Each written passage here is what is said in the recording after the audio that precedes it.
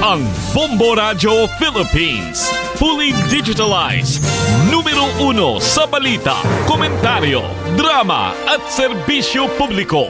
Bombo Radio Philippines. Bombo Radio Philippines. Ang inyong number 1 at most trusted radio network in the country. Basta Radio Bombo! Oras sa Bombo Radio Iloilo, Philippine Standard Time, 55 minutos na nakaligad sa takna sining alas 11. Welcome sa pagpangalagad sa Bomboanay South 2 FM Bombo Radio Iloilo, ang flagship station sa the number 1 and most trusted radio network kinakandrang Bombo Radio Philippines. Adlaw kita karon sang Biyernes. Thank God it's Friday, Enero 31 tuig 2025. Sa gihapon ini mo lang mo ang kurman Bombo Chama Blanco Hover. Sa mga nagapaw na karon nga mga balita, renegotiation sa City Legal Office para sa kontrata sa Double Dragon sa Parola Wharf. Madayo na! Mayor Cherry Treña suportado ang lihok sa konseho. Sa balita, police reports, 3 ka mga Indian national nga suspitsado sa paglutang patay sa kay Pastor Douglas. Nagapangidaron kuno 19 tungtong 25 anyos.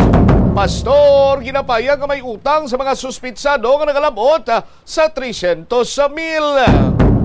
Piston kag Manibela nagpanigayon sa protesta sa Land Transportation Franchising and Regulatory Board Regional Office 6 nga nagapanawagan nga hatagan sa Provisional Authority ang mga public utility jeepneys.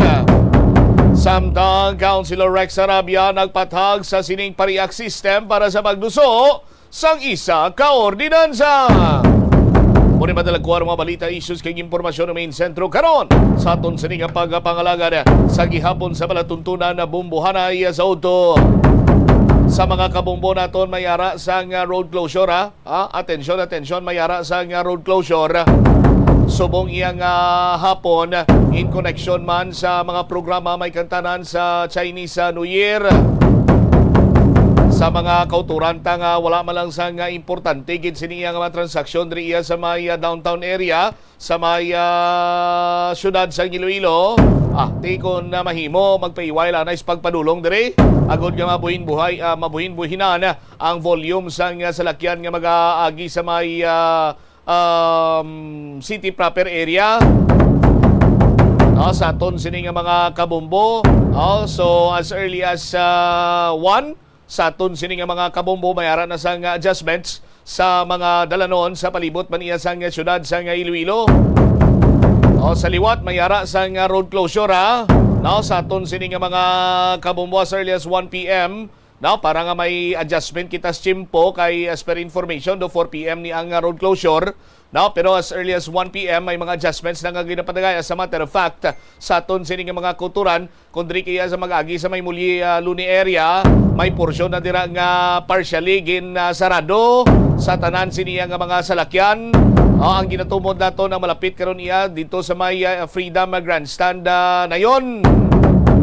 So hindi na dira maagyan. So early advisory niya para sa aton sini nga mga kabumbo. Hindi man gid siling early advisory pero take kagapon nagpagwa na diri sa advisory ang Iloilo City Traffic Management Unit aton lang sila gina-reiterate. Buligan taman sila para ngati makabuhin-buhin man kita sa volume sa pagpugok sa dalagas trapiko sa mga mayor nga dalanon diri sa syudad sa Iloilo. Detalye sa mga nagapaw na dalagkuhan mga balita inyong bantayan sa maray naton nga pagpangalagad sa Bomboanay sa Auto pagkatapos ang Bombo Network News. Kung sa dalan, importante ang speed bumps, amo man ina sa imo galastuhan. Butang kasang slow down nga barriers para mahagan-hagan ang imo galastuhan. Lakip sa sinya mo ang pagkakasi ng payment information alin sa shopping apps o mobile devices, pag-imo sang barriers sa tunga sang shopping cart kag check out. Hindi ka man mag-subscribe sa promotional email sa context kung nabudlayan ikaw mangindi sa sale. Kung kakasun mo ang convenience sa spending, mas makasave ikaw sang imo pinangabudlayan nga kwarta kag sigurado nga malabot mo ang imo financial goals. Ini nga pahanumdom ang ginadulong sa imo sang the number 1 and most trusted radio network in the country, Bombo Radio Philippines.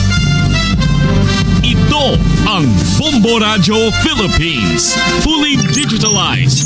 Numero 1 sa balita, komentaryo, drama at serbisyo publiko. Bombo Radio Philippines. Bombo Radio Philippines. Ang inyong number 1 at most trusted radio network in the country. Basta Radio Bombo! This is Bombo Network News Noontime Edition broadcasting live at Bombo Radio Broadcast Center, Makati City, Philippines. Araw ngayon ng Biyernes, Enero 31, taong 2025. Sa ating mga headlines, ang National Bureau of Investigation nakarecover ng ilang sensitibong video mula yan sa 5 naarestong umano'y Chinese spy. Patuloy itong pinag-aaralan. Albay Acting Governor Bungao ipinag-utos ang pag-half-mast sa Philippine flag bilang pag-alala sa yumaong si 1st District Representative Edsel Lagman. Paikiramay, patuloy ang pagbuhos. Tatlong pagbuga na naman ang abo na itala dyan sa Mount Canlaon ayon sa data ng Philippine Institute of Volcanology and Seismology. Ito namang magkakahiwalay na rally ngayong araw sa EDSA, agaw pansin dahil sa magkalabang advokasya. Sa ating balita sa ibayong dagat, yung black boxes na recover na mula sa bumagsak na eroplano dyan sa may Potomac River sa Estados Unidos. Samantala, ang World Health Organization tinutugunan na ang Sudan virus disease outbreaks sa Uganda. At sa balitang palakasan, top NBA team Cavaliers tinalo ang Hawks sa unang pagkakataon ngayong season. At live nationwide via satellite, dumako na tayo sa mga detalye ng ating mga balita. Na-recover na mga kabombo ng National Bureau of Investigation ang ilang sensitibong video at mga larawan mula sa pag-iingat ng 5 umano'y Chinese spy at yan ay patuloy na iniimbestigahan sa ngayon. Kung maalala, iprinisinta ng mga otoridad kahapon kasabay na rin ang pagtukoy sa kanila ang pagkakakilanlan bilang sina Kai Xiaohuang at yan ay kilala din sa pangalang Richard Tanchua at ang kinilalang field commander ng grupo na si Cheng Hai Tao at Hu Chinteng, maging si Wang Yongyi at Wu Chin Ren. Ayon nga kay National Bureau of Investigation Director Jaime Santiago, kabilang sa mga na-recover mula sa pag-iingat ng mga ito, yung video at larawan ng isang port at yan ay matatagpuan doon sa Palawan, mga Coast Guard stations at naval vessel sa mga pantalan. Nakuha rin mga kabombo mula sa kanilang pag-iingat yung high-resolution image ng Philippine Navy ships. Pangunahin dito ang Del Pilar class patrol vessel na PS-16. Kabilang din sa mga ito ang footage ng Philippine Coast Guard vessel na BRP Teresa Magbanwa at BRP Gabriela Silang, habang ang mga ito ay nakahimpil sa Philippine Coast Guard Maritime Safety Service Unit National Capital Region Cluster. Natuntun din mga kabombo doon sa mobile device ng mga ito ang terrain map ng Subic Bay International Airport at Naval Observation Area. Base na rin sa Subic ay nakitaan din ang mga ito ng data doon sa kanilang cellphone ng mga Chinese character markings na ayon nga sa mga otoridad ay nagpapakita ng reconnaissance planning. Ang mga natuntun na mga larawan at mga video footage ay ilan lamang sa mga nakita sa inisyal na forensic analysis sa ilang gamit na nakumpiska mula sa 5 Chinese, kabilang na ang kanilang mga mobile device. Patuloy pa rin ang ginagawang analysis ng mga otoridad doon sa mga gamit ng mga ito habang nilalawakan pa ang counterintelligence operations na kanilang isinasagawa. Sa iba pang mga balita sa oras dito, muling nakapagtala ng 3 pagbuga ng abo ang Bulkang Canlaon. Ayon sa Philippine Institute of Volcanology and Seismology, tumagal ito ng nasa 17 hanggang 78 minuto o mahigit 1 oras. Ang steam plumes naman ay may taas na 100 metro at bahagi ng pagsingaw at pagbuga ng naturang abo.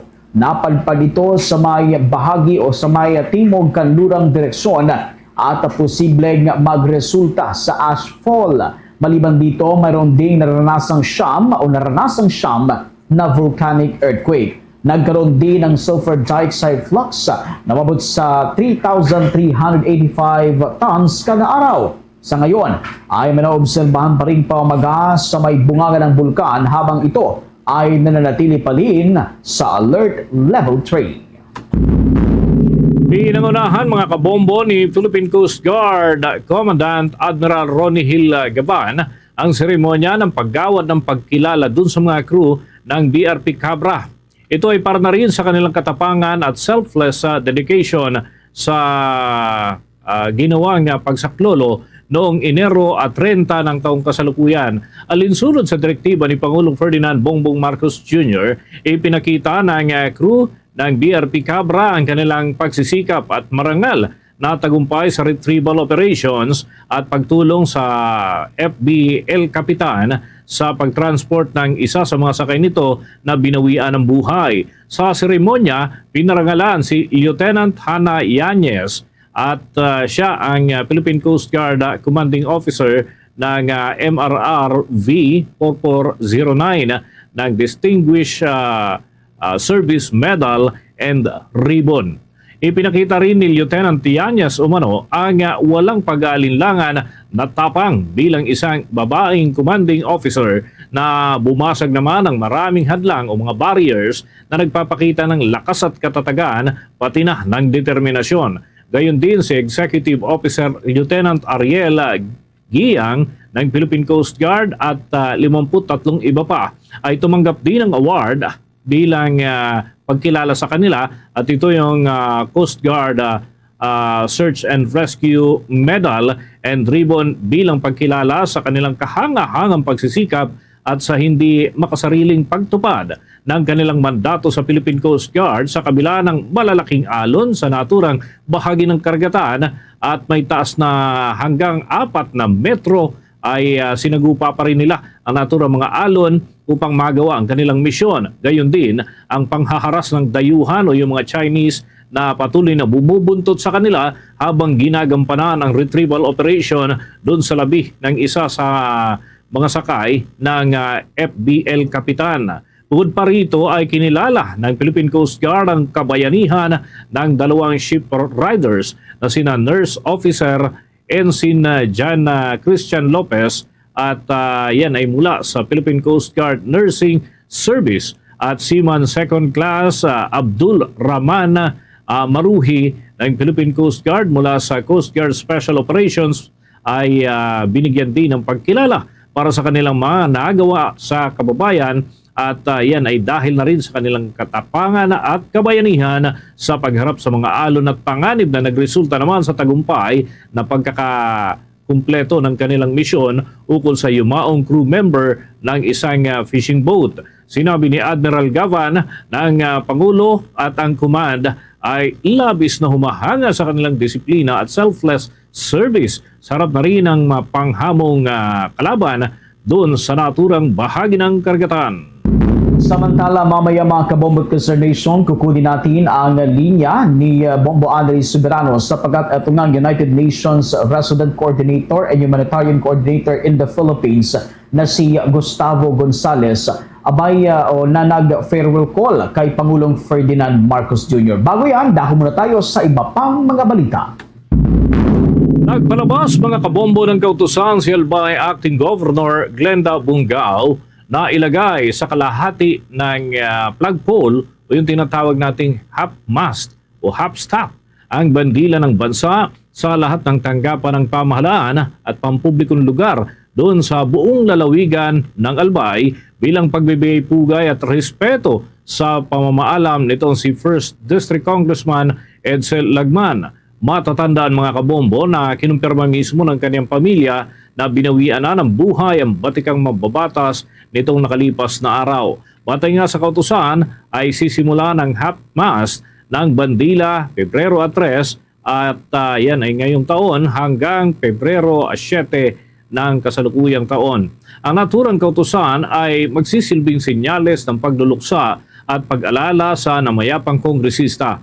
Matatandaan na una na rin kinumpirma ni Tabaco City Mayor Crisel Lagman Luistro na planong iuwi ang 11 kongresista sa lalawigan ng Albay sa 2 ng Pebrero hanggang 5 ay gagawin ang proseso bago muling dalhin sa mababang kapulungan ng Kongreso bilang parte naman ng pagkilala na siya ay matagal na naging mambabatas. Samantala sa kaugnay na balita, buhos naman ang pagpapaabot ng pagkikiramay sa mga kasamahang mambabatas sa pagkamatay nga nitong si Albay Representative Edsa Lagman. Si Lagman, mga kabombot Jason, ay ibuburol sa Mount Carmel Church simula ngayon hanggang Pebrero 2, saka naman dadalhin sa Albay hanggang Pebrero 5. Isinasaayos ang schedule sa February 5 para naman yan sa necrological service sa Kamara, sa kambalik babalik sa may Mount Carmel Church. February 10 naman ang funeral mass at ang libing ay sa bahagi ng Loyola, Marikina. Dako muna tayo mga kabombo, mga ka-Star Nation, dyan sa mga kaganapan, lalo na sa may area ng EDSA, yung Epifanio de los Santos Avenue. Dahil may mga aktibidad ho na isinasagawa ngayon, pero magkakaiba yung kanilang advokasya. Itong rally nga na isasagawa o isinagawa kani-kanina para umano sa hinaing at sigaw daw ng ilang grupo na mapatalsik ang pangalawang Pangulo, pati yung usapin ng pambansang budget ng ating ngayong taon, 2025 national budget, ay bahagi rin ng paksa sa naturang aktibidad. May balita si Bombo Bea Pinisa. Bombo Dennis, Bombo Victor, inihahanda na ngayong araw ng The Clergy and Citizens for Good Governance ang isang malawakang rally para ipagsigawan ng daing at kanilang hindi pagsang-ayon sa pagpapasa ng panukalang budget at ng panawagan na tuluyan ng patalsikin sa pwesto si Vice President Sara Duterte. Ayon kay Monsignor Mel David mula sa Diocese of Parañaque, damang-damaan niya nila ang mga daing at hinagpis ng mga Pilipinong lumalaban para sa pagkakaroon ng accountability at transparency sa loob ng gobyerno. Ito anya ang kanilang paraan para mas maipahayag ang nais nilang sabihin sa administrasyon dahil hindi maipahayag ng mga mamamayan ang kanilang saloobin at maipabatid ito ng direkta sa pamahalaan. Ani David, kaya sasamahan ng CCGG at ng ilan pang lider ng simbahan ngayong araw ang mga ito bilang bahagi sa pakikiisa sa panawagan nila. Pakinggan natin ang bahagi ng pahayag ni Monsignor Mel David. Namandaman namin ang kanilang mga daing, ang kanilang mga hinagpis, ang kanilang galit. But they could not express their anger in a more concrete way than to express it with those who minister to them, with their pastors. And so we join the multitudes who cry out in anger. We join the people who cry out full of desperation, but never losing hope. Bombo Dennis, mamaya naman pasado 2:00 nitong hapon ay mag-uumpisa ang mismong programa sa EDSA Shrine kung saan ilang mga rallyista din mula sa mga grupong nakibahagi sa nagpapatuloy na rally sa EDSA People Power Monument ang makikibahagi rin sa programa mamayang hapon. Inaasahan na dadalo ang higit na 70 na mga grupo na sumusuporta sa panawagan na ito, partikular na ang panawagan nila na ituloy na ang impeachment cases sa pangalawang Pangulo. Bombo Dennis, Bombo Victor. Okay, Bombo Bea, kumusta naman yung presensya ng mga otoridad?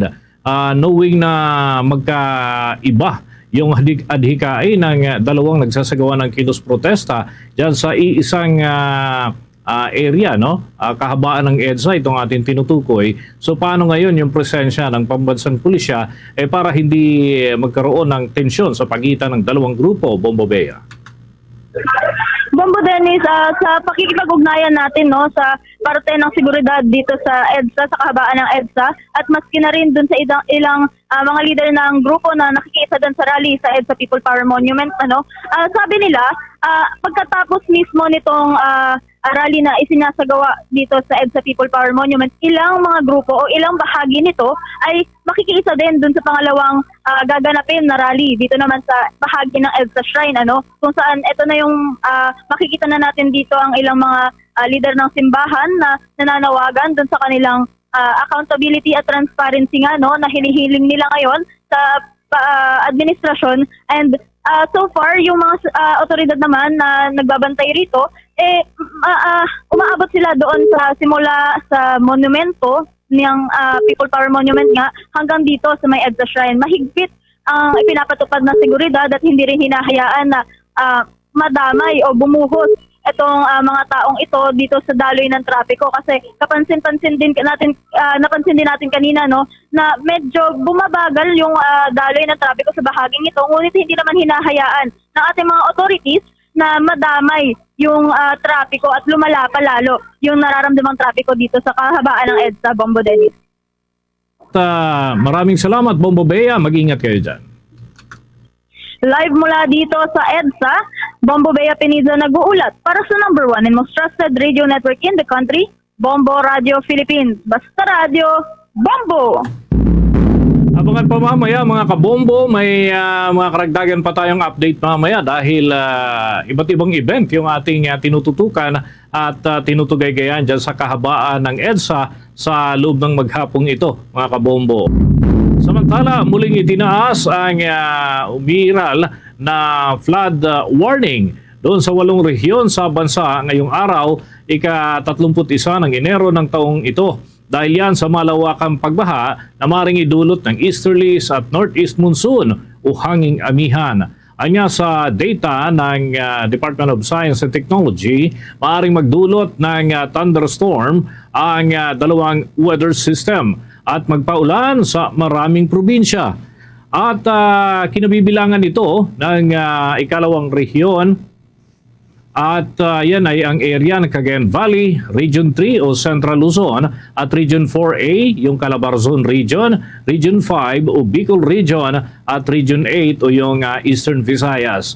May umiral din mga kabombo na alerto dyan sa bahagi ng Davao Region at maging sa Caraga Region at Bangsamoro Autonomous Region in Muslim Mindanao. Sa kabila nito, hindi naman inaasahan na magpapatuloy itong malalakas na mga pag-ulan sa ilang mga rehiyon na nabanggit tulad ng Region 8 o dyan sa Eastern Visayas at Region 11 naman doon sa may parte ng Mindanao, pati na yung Region 13 at Bangsamoro Region, at posible na ang huling flood warning ay tuldukan na rin yung paglalabas ng abiso ng naturang ahensya. Sa ibang lugar dito sa Northern Luzon, mga kabombo, inaasahan na magpapatuloy pa rin ang mga pag-ulan dahil magdudulot pa ng malawakang mga pagbaha ang mga ito dyan sa paglakas naman ng hanging amihan. Dahil nga rito ay muling pinalalahanan ng State Weather Bureau ang mga lokal na pamahalaan na bantayan ang sitwasyon doon sa mga ilog at maging sa pagpapalabas ng maagang abiso doon sa mga kanselasyon ng klase at pasok doon sa trabaho ng ilang mga residente na maapektuhan kaugnay pa rin ng umiiral na mga pag-ulan dyan sa naturang mga lugar na apektado ng mga iba't ibang weather system sa ngayon. Samantala, ito namang United Nations Resident Coordinator and Humanitarian Coordinator in the Philippines na si Gustavo Gonzales na nag-farewell call. Ito nga dito kay Pangulong Ferdinand Marcos Jr. Makibalita tayo kay Bombo Annalise Soberano. Nag-courtesy call kay Pangulong Ferdinand Marcos Jr. si UN Resident Coordinator and Humanitarian Coordinator in the Philippines, Gustavo Gonzales, sa Malacanang kaninang umaga. Pakay ng pagbisita ng UN official sa Pangulo ay ang formal na pagpapaalam nito bilang Resident Coordinator at Humanitarian Coordinator ng United Nations sa bansa na nagsimula pa noong 2020. Sa naging pag-uusap ng dalawa, una nang pinasalamatan ni Pangulong Marcos si Gustavo sa maraming tulong na ipinagkaloob ng UN sa bansa, lalo na noong panahon ng pandemya. Mahirap, sabi ng Pangulo, na makatawid sa epekto ng pandemya, subalit sa tulong ng United Nations ay nalampasan ito ng Pilipinas. Sa kanyang panig naman, personal din pinasalamatan ng UN Resident Coordinator si Pangulong Marcos na una na din itong pinuri dahil sa pagtataguyod ng kanyang administrasyon sa pagtupad ng Sustainable Development Goals na naglalayong wakasan ang kahirapan, protektahan ang kalikasan at tiyakin ang kapayapaan at kasaganaan ng bansa.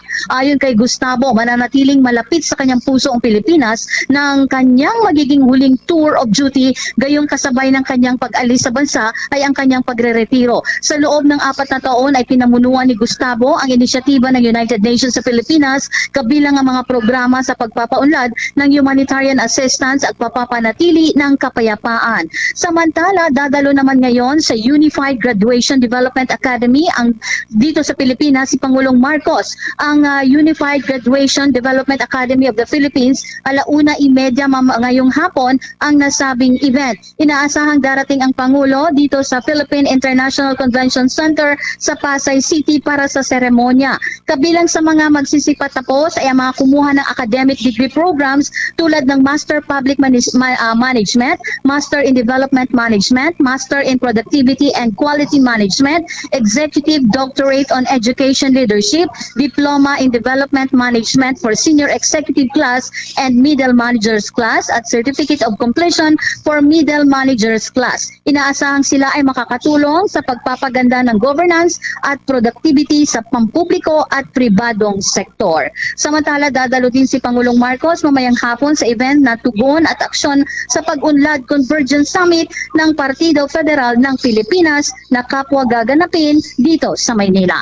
Mula sa Malacanang, Bombo Anali Montaño Soberano nag-uulat para sa number 1 and most trusted radio network in the country, Bombo Radio Philippines, Basta Radio, Bombo!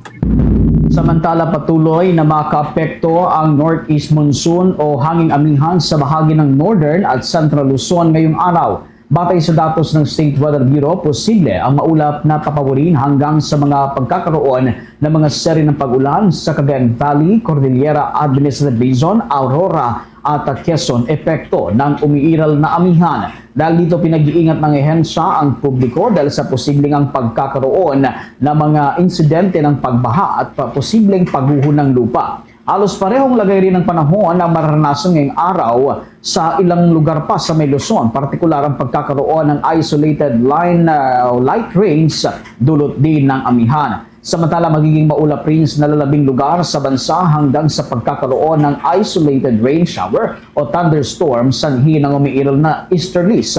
Posible rin ang pagbaha at landslide sa mga vulnerableng lugar. Karagdagan pa sa ating mga balita, pinalalahanan ng Department of Health na maging maingat dahil nga dito sa mga influenza-like illnesses na kumakalat pa rin sa kasalukuyan dahil sa mahalumigmig na panahon. Dulot ito ng amihan na ngayon ay patuloy na lumalakas ayon sa mga pahayag ng Department of Science and Technology. Una nang sinabi ng State Weather Bureau na inaasahang magtatagal pa hanggang huling bahagi ng buwan ng Pebrero ang ganitong temperatura. Anya sa ahensya, nagsusulputan talaga yung mga flu-like illnesses tuwing sumasapit ang malamig na panahon. Tuwing mahalumigmig kasi ang panahon ay nagbabago ang respiratory tract ng isang tao kahit walang presensya ng anumang uri ng virus o bakterya. Nagkakaroon naman ng irritation ang daanan ng hangin sa ating katawan dahil sa moisture content ng umiihip na hangin. Sa isang pahayag ay sinabi ng Department of Health na sa kabila ng malamig na panahon ay walang upward trend ng influenza-like cases.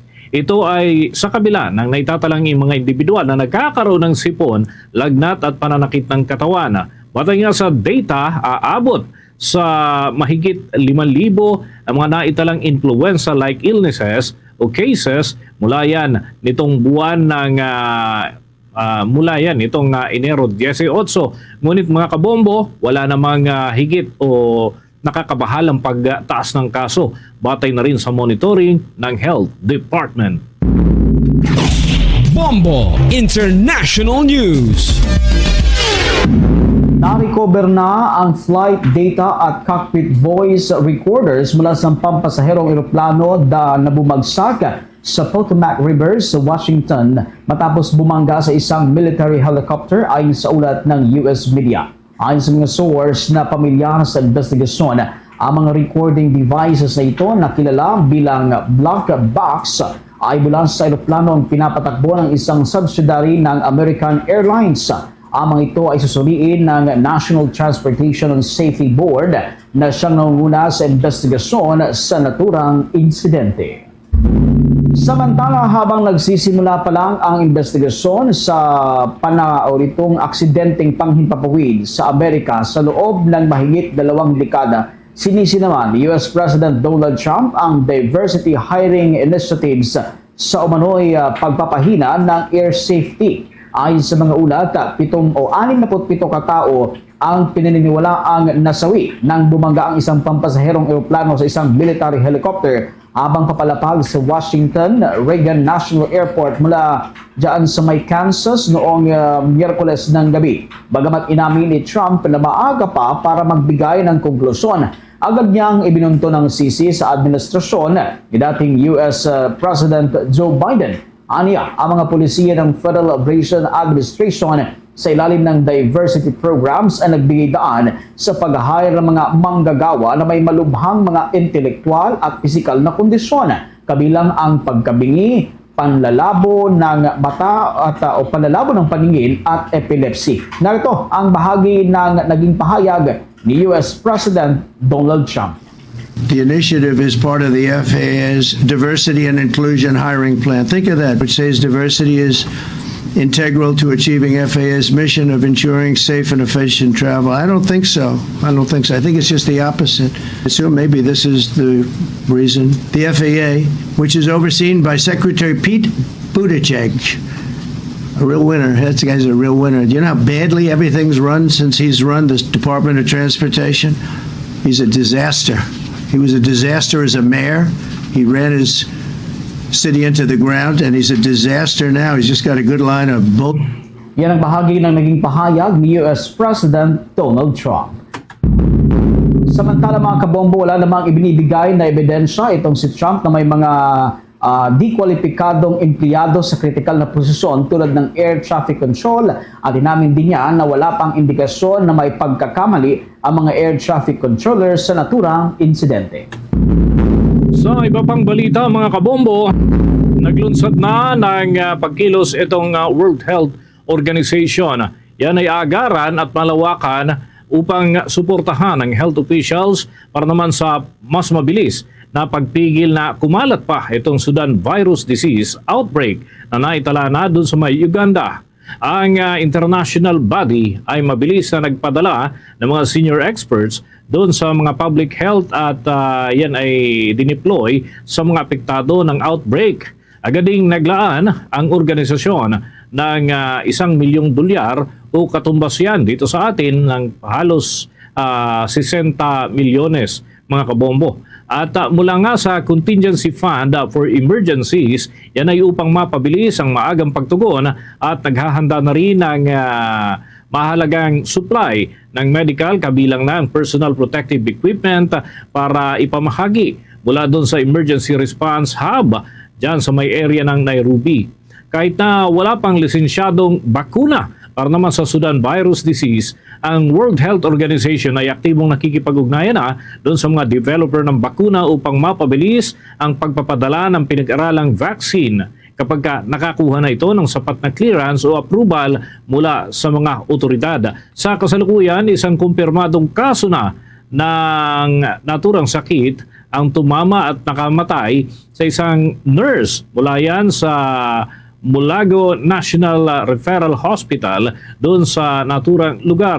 Wala namang iba pang mga health workers at mga pasyente ang nakitaan ng mga sintomas ng naturang sakit. Sa kabuuan mga kabombo, 45 mga contacts kabilang ang mga health workers din na miyembro ng kanyang pamilya at iba pa ang kumpirmado na isinailalim sa observation at monitoring. Dahil nga kamag-anak nila, yung yumao, ay automatiko umano ang magiging monitoring sa kanila. Ang pagkakatukoy doon sa kaso sa isang mataong yung tinatawag nating urban area ay nangangailangan din ng agarang masusing tugon upang higit itong mabantayan sa posibleng pagkalat. Ang case fatality rate para naman sa Sudan virus disease ay nag-iiba raw mula sa 41% hanggang 100% sa mga nakaraang outbreak na nangyayari nitong mga nakalipas na panahon. Samantala, nababahala ang Filipino-American community sa bagong plano ni US President Donald Trump na ikulong ang libo-libong undocumented migrants sa dyan ho sa may isang lugar sa naturang bansa, isang pasilidad na dating ginamit para sa mga hinihinalang terorista. Ayon sa National Federation of Filipino-American Associations, nagdulot ito ng takot at diskriminasyon ang pagbabago nga sa immigration policy nitong si Donald Trump. Walang puwang raw ang puot sa kanilang mga komunidad. Dapat nila maging mapagmatsyag at laban sa mga polisiya maaaring magpahina sa kanilang karapatan. Inanunsyo nga ng bagong upong Pangulo ng Estados Unidos ang plano kasabay ng paglulunsad ng mas mahigpit na crackdown sa illegal immigration. Sinabi niya ang magtatayo siya ng detention camp sa naturang lugar para sa 3,000 na mga undocumented migrants na tinawag niyang kriminal na illegal na mga dayuhan. Samantala, tinutulan ng gobyerno ng Cuba ang plano at tinawag itong isang aktong brutalidad.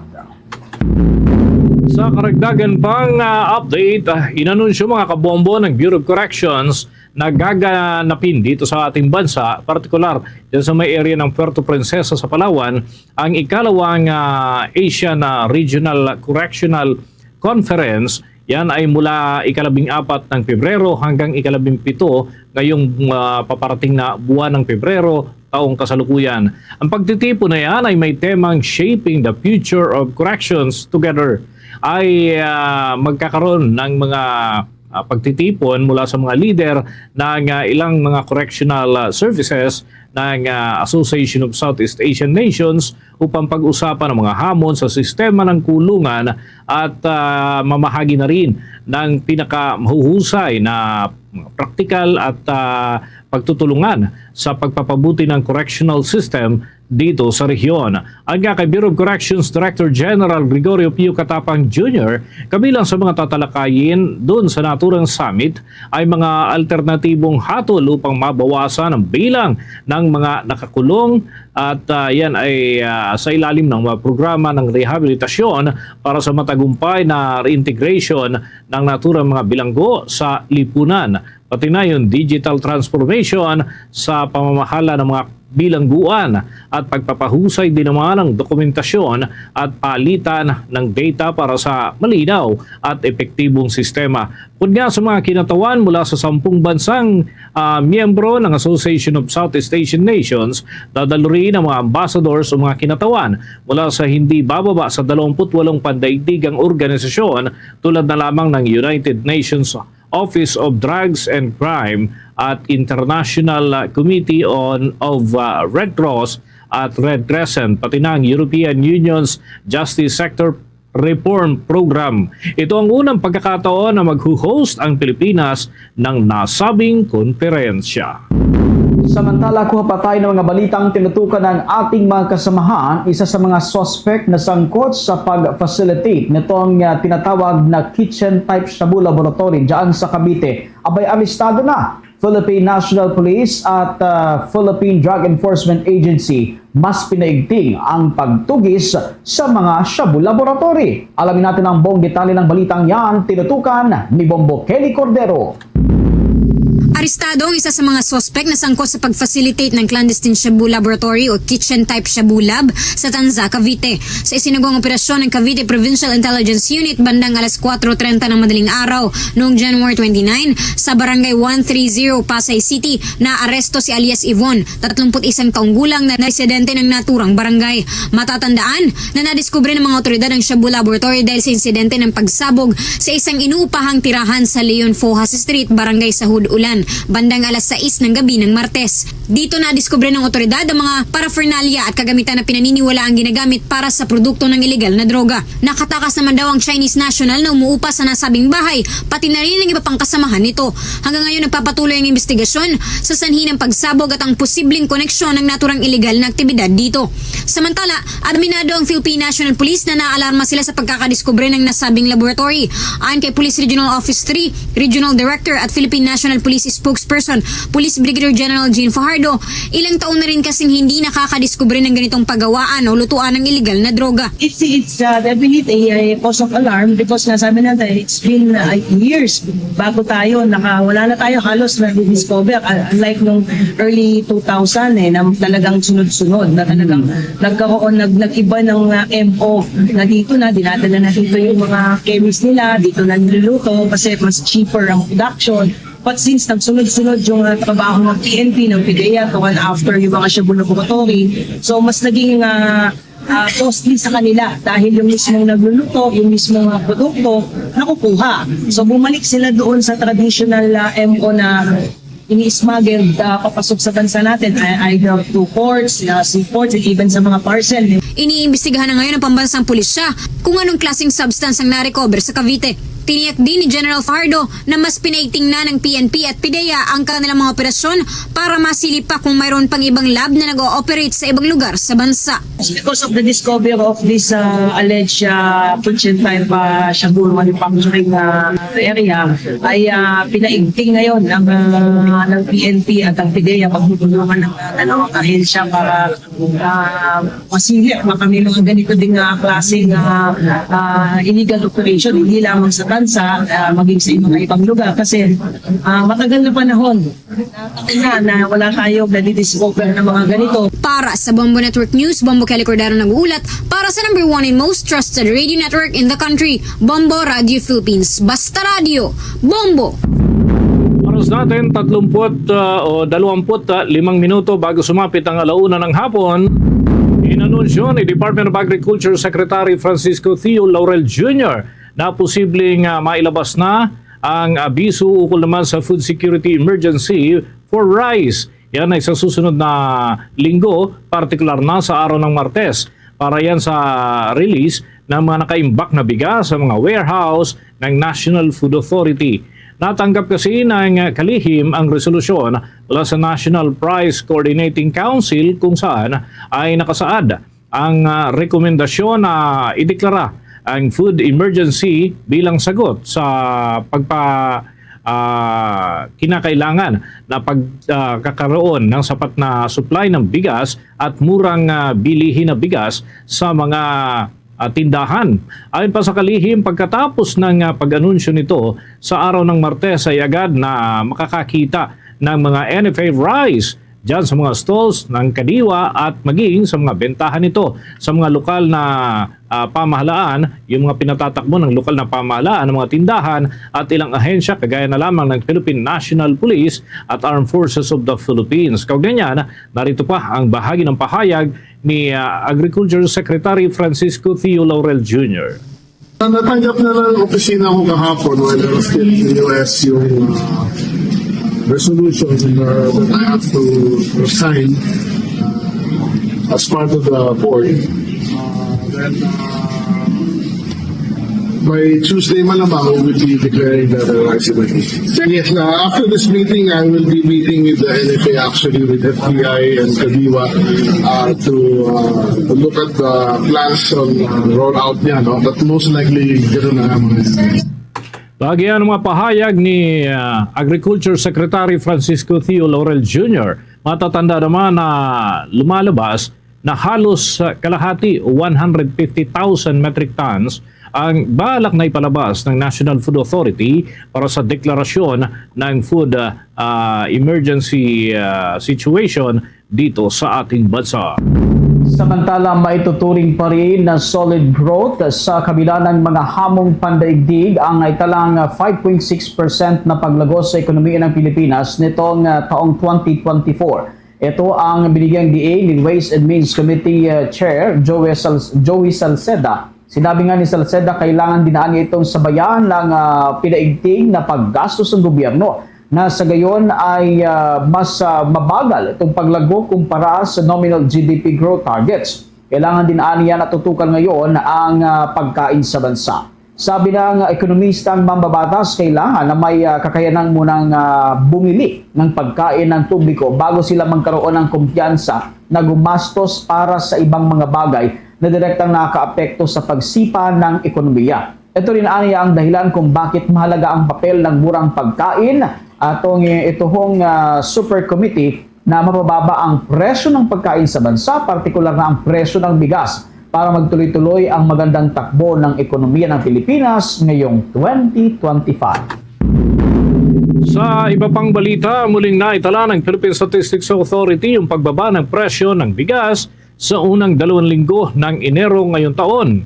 Sa isang pahayag ay sinabi nga ng ahensya na bahagyang nabawasan yung presyo ng bigas kung ang pag-uusapan ay kada kilograms ng regular milled rice kung saan ay mabibili ang naturang produkto sa average retail price na 48 pesos and 12 centavos.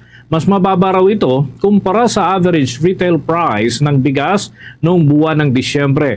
Samantala, bumaba rin ang presyo ng kamatis na umaabot sa 158 pesos and 67 centavos ang kada kilogram ng naturang produkto. Ulayan noong Enero 15 hanggang 17. Ito ay mas mababa kumpara sa 32 pesos o mas mababa ng 32 pesos kumpara yan sa dating 190 ang kada kilograms ng naturang produkto noong naturang panahon.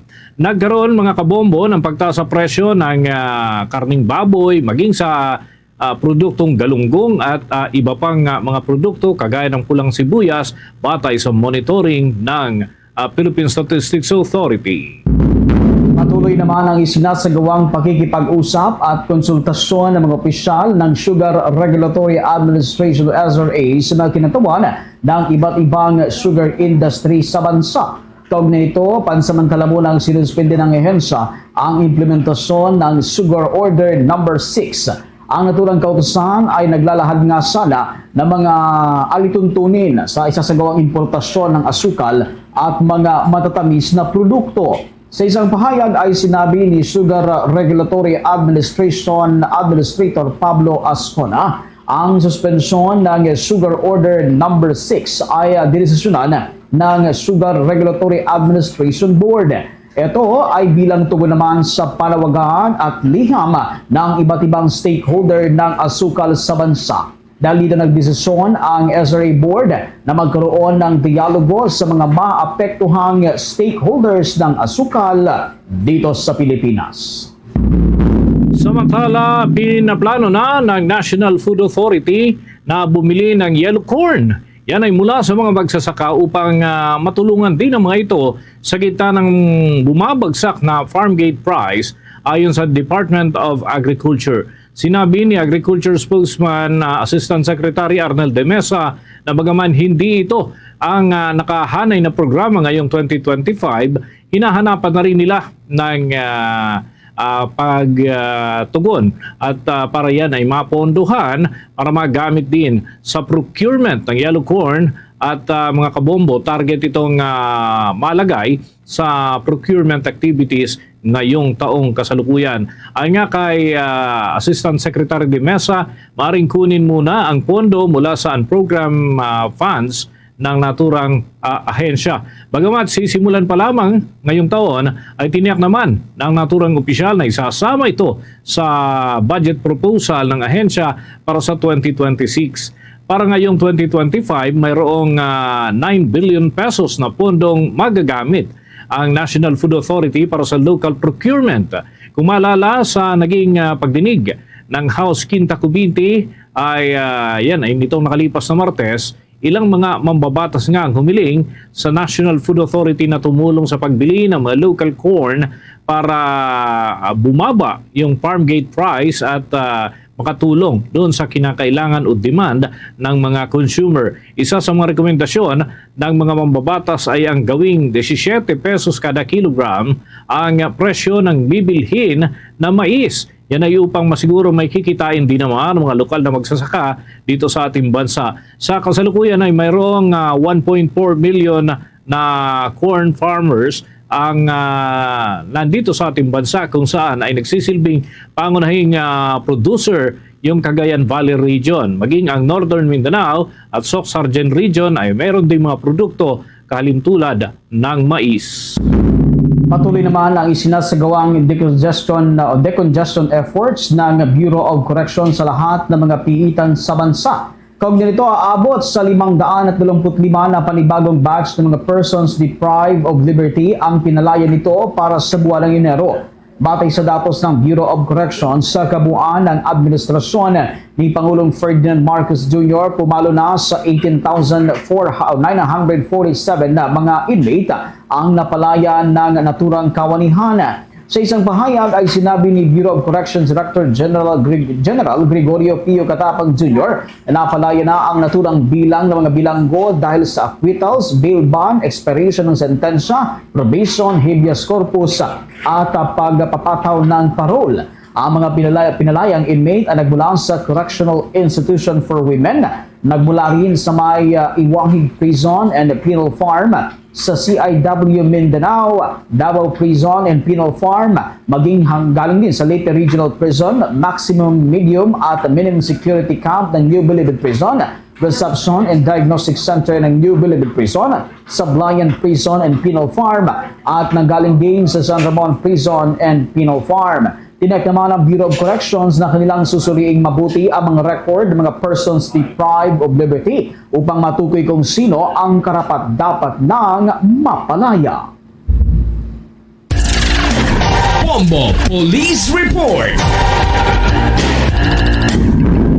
Merong mister na nasawi dahil nga sa naging aksyon ng kanyang misis. Diyan ho ito nangyari sa bahagi ng Tacloban City. May balita ang Bombo Radio Tacloban. Naliligo na sa sariling dugo ang isang mister matapos ito pagtagay ng bulos ng kanyang asawa sa barangay 98 Kamansihay, Tacloban City. Kinilalang sospek na may bahay kay alias Zelda, 58 taong gulang, isang vendor, habang kinilala naman ang biktima kay alias Tino, 67 taong gulang, mga residente na nasabing barangay.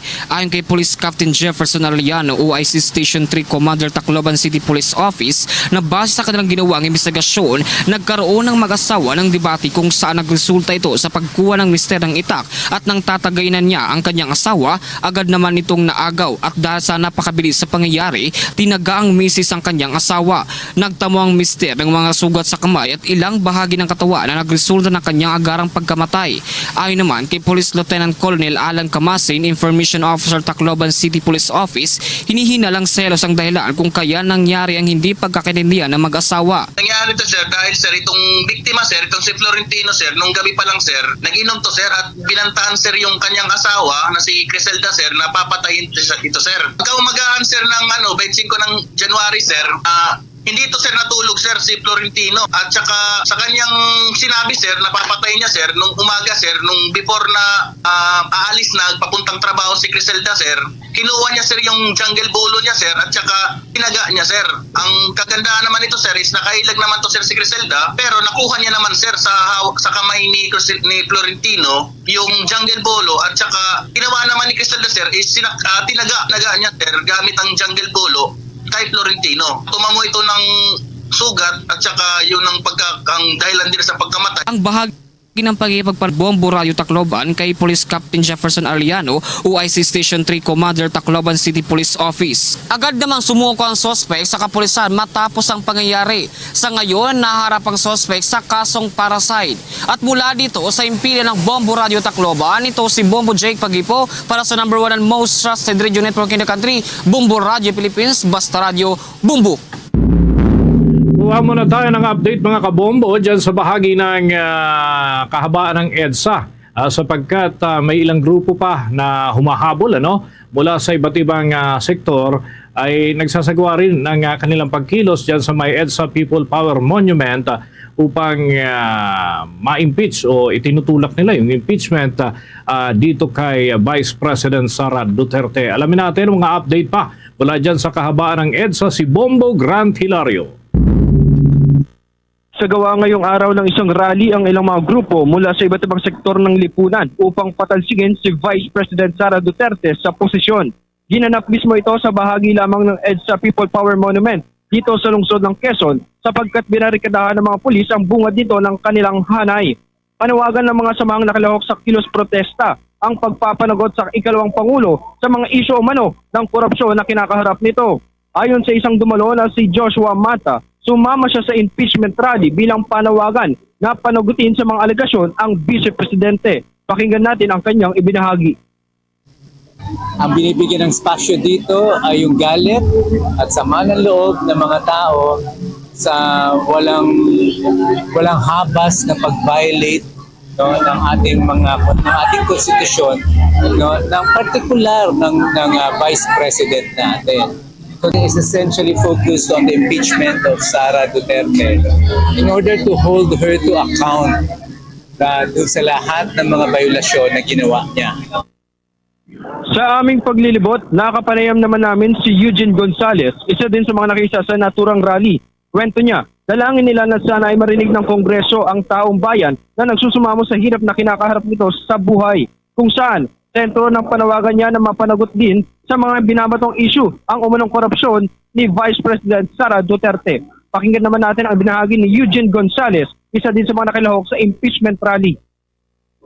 We pray na sana makita nila na yun nga, parang nagsusumamo ang taong bayan, na sana naman maawa sila sa kalagayan ng taong bayan. Kasi yung tama nung mga dami nung millions of pesos, tapos yung mga violation ni Sara Duterte sa batas, ang tama nun sa taong bayan. Diba? Tinalaga natin sila sa pagboto sa kanila. Tayo rin ang may kapangyarihan para magtanggal sa kanila. May proseso lang. Ito yung impeachment. Kapansin-pansin naman rito ang kasuotan ng mga dumalo sa rally, kung saan makikita ang karamihan na nakaputing t-shirt kasama ang color peach na ribbon. Ayon sa ating pagtatanong, simbolo daw ito ng sinisigaw nilang impeachment kay Vice President Sara Duterte. Bombo Dennis, Bombo Victor. Okay, Bombo Grant, hanggang anong oras yung kanilang isasagawang aktibidad dyan? Lalo't ngayon ay Biyernes, iniiwasan yung kumbaga grabing pagbigat ng daloy ng trapiko, lalo na't ginaganap ito dyan sa may kahabaan ng EDSA, pagsapit ng rush hour, kahit hindi nagkakaroon ng protesta dyan, grabe talaga yung mga sasakyan. So hanggang anong oras, aabot ba sila hanggang mamayang rush hour, bandang alas 4 ng hapon, Bombo Grant? Bombo Dennis, sa ating pagdating niya kanina ay inabutan natin na patapos ang isang isinagawang banal na misa, kung saan ay pagkatapos nito ay atin namang nakita ang kanilang pagre-reorganisa muli sapagkat sinabi nila na ang ilan sa kanila ay tutuloy sa isa namang programa na isasagawa sa bandang EDSA Shrine dito din sa EDSA mismo. Bombo Dennis. Bombo Grant, si Victor ito, no? Matanong ko lamang, maaari mo bang i-describe sa amin kung gaano ba karami itong mga dumalo dyan sa programa na yan, karamihan nga sa kanila ay nanawagan na sumusuporta sa impeachment laban kay VP Sara. Gaano karami ito kumpara doon sa mga miyembro ng INC na nagsagawa rin ng parehong rally, pero kabaliktaran nito at panawagan nga nila ay ang pinaglalaban na nitong INC ay itong pagsuporta kay VP Sara at pagpapatigil dito sa impeachment. Bombo Victor, sa ngayon sa ating pagmamasid dito sa EDSA People Power Monument ay kapansin-pansin na patuloy ang pagdami ng mga tao sapagkat ang iba dito ay grupo-grupo o sama-samang naglalakad. Ayan ay binabayban ng iba yung gilid ng mga sidewalk dito sa EDSA habang iba ay nakaorganisa na. Kumpara naman sa sinasabi mo, Bombo Victor, sa isinagawang rally na peace rally ng Iglesia ni Cristo noong nakaraan, ay kapareho din naman na nagpunta tayo doon at masasabi natin na mas marami ang isinagawang rally doon, ngunit ngayon ay hindi natin makukumpirma sapagkat ay tuloy pa rin ang pagdagsa ng mga tao sa pagpunta sa EDSA People Power Monument at gayon din sa pagpunta nila sa mamayang programa na nasa gaganapin naman sa EDSA Shrine. Bombo Victor. Sige, maraming salamat at mag-ingat kayo dyan, Bombo Grant. Update na lang tayo uli, maya-maya. Tayo mula dito sa EDSA People Power Monument, Bombo Grant Hilario nag-uulat para sa #1 and most trusted radio network in the country, Bombo Radio Philippines, Basta Radio. Bombo! Bombo Breaking News! Mga kabombo, malungkot na balita, isang Pinoy ang kabilang pala doon sa mga nasawi sa aviation incident sa Washington. Ang nga kay Interior Secretary John Vic Remulla, isang Filipino police colonel ang kabilang sa mga binawian ng buhay sa naturang trahedya na kinasangkutan ng isang regional jet at isang US Army helicopter dyan sa area ng Washington. Samantala, sinabi naman ng mga otoridad ng Amerika na hindi pa rin malinaw kung bakit nagkaroon ng collision o banggaan ang eroplano at helicopter dyan sa may Ronald Reagan Washington National Airport na ikinasawi nga ng 67 katao. Kaya itinuturing itong matinding aksidenteng panghimpapawid dyan sa Amerika sa loob yan ng mahigit 2 dekada. Na-recover na nga itong mga black box ng naturang sasakyang panghimpapawid mula sa American Airlines partikular na at yan ay may 6 na pong mahigit na pasahero at 4 na crew members na bumangga doon sa Army Black Hawk helicopter at bumagsak ng tuluyan doon sa may Potomac River habang papalapag nitong Miyerkules ng gabi. Walang nakaligtas sa aksidente, batay na rin sa kumpirmasyon ng Pangulong Donald Trump sa kanyang talumpati. Hindi pa ibinubunyag ang mga pagkakakilala ng mga biktima, ngunit kabilang dito ang ilang figures na nabanggit na itong nakalipas sa mga oras, kagaya ng young figure skaters at mga taga Kansas kung saan ay nagmula ang naturang flight. Update pa tayo niyan mga kabombo maya-maya kaugnay sa mga development sa Estados Unidos. Sa iba pang mga balita sa oras na ito, pasintabi ho sa mga nagtatanghalian sa mga sandaling ito, 9 na buwang sanggol binawian ng buhay dahil sa pneumonia habang nasa evacuation center sa La Castellana, Negros Occidental. Alam natin ang buong detalye ng balitang yan tinutukan ng Bombo Radyo Bacolod. Kinumpirma ng Provincial Health Officer sa lalawigan ng Negros Occidental ang pagkamatay ng 9 na buwang sanggol na lalaki na kabilang sa mga kalaon evacuees matapos magkasakit habang nasa loob ng evacuation center. Ayon kay Dr. Girly Pinongan, ang sanggol na residente ng Barangay Kabagnaan sa bayan ng La Castellana ay ipina-examine sa doktor at natukoy na nakaranas ng severe dehydration. Siya ay na-refer sa ospital noong Enero 25, ngunit binawian din ng buhay sa nasabing araw dahil sa sepsis secondary to community-acquired pneumonia. Ito na ang pangalawang sanggol na namatay habang nasa loob ng evacuation center. Nakaraang Disyembre 2024, isang sanggol na lalaki din ang binawian ng buhay dahil sa acute gastroenteritis with severe dehydration. Samantala, inihayag naman ni Negros Occidental Provincial Administrator Attorney Ray Frando Diaz na sinisikap nila na mailipat sa permanenteng evacuation sites ang mga evacuees. Nilinaw nito na wala pang outbreak ng anumang karamdaman sa evacuation sites ayon sa monitoring ng Provincial Health Office. Ngunit aminado ito na hindi na disenyo ang evacuation centers upang tirahan sa mahabang panahon ng mga evacuees. Ayon dito, sila ay makikipag-ugnayan sa Technical Education and Skills Development Authority o TESDA upang maturuan ang mga evacuees sa pagtatayo ng bahay. Ang provincial government naman ang magbibigay ng materyales habang ang lokal na pamahalaan ang maghahanap ng pagtatayo ang lupa. WHO is really monitoring closely ang health conditions. Wala mga outbreaks that we can say also made mortality. People are healthy. But again, these are not really designed for long-term residences. What we're doing is stopgap lang. We really have to come up with a permanent solution. Mula rito sa lalawigan ng Negros Occidental, ito si Bombo Jairi de los Reyes para sa number 1 and most trusted radio network in the country, Bombo Radio Philippines. Basta radyo. Bombo! Mga kabombo, mga ka-Star Nation, tuloy-tuloy lamang sa pagsubaybay sa mga balita at impormasyon hatid ng mga himpilan ng Bombo Radio Philippines. Maliban ho dito sa Bombo News Center kung saan sumasaimpapawid ang Bombo Network News, ang ating mga himpilan ng Bombo Radio Philippines. Meron ding sari-sariling Facebook account, YouTube account, TikTok at maging yung kanilang local websites. At yan ay masusubaybayan yung mga latest informations ng mga balitang kinakailangan at napapanahon. Diyan sa bahagi po ng Visayas, matutunghayan ang mga balita at informasyon sa Facebook Live programs. Lalo na kung ikaw ay naghahanap ka ng mga hiligay non-speaking stations, nariyan ang Bombo Radio Iloilo, Bombo Radio Bacolod, Bombo Radio Rojas. Doon naman sa mga Cebuano speaking, nariyan ang Bombo Radio Cebu. sa mga Akyanon, Bombo Radio Kalibo at doon sa mga Waray, Bombo Radio Tacloban. Bago tayo magtapos, sama-sama tayong manalangin ang Oraso Imperata for Peace. God, our Heavenly Father, Lord of peace and justice, we humbly come before you during this time of escalating geopolitical tensions in our part of the world. Through the years, you have sustained our faith in you as a nation. It is our faith in your divine providence that has made us survive the countless natural and human-caused calamities that have come our way in our history as a people. Spare us, Lord, from the horrors of war. Hear our pleas as we cry out to you. Have mercy on us, Lord. Rescue us from the malevolent forces that influence world leaders.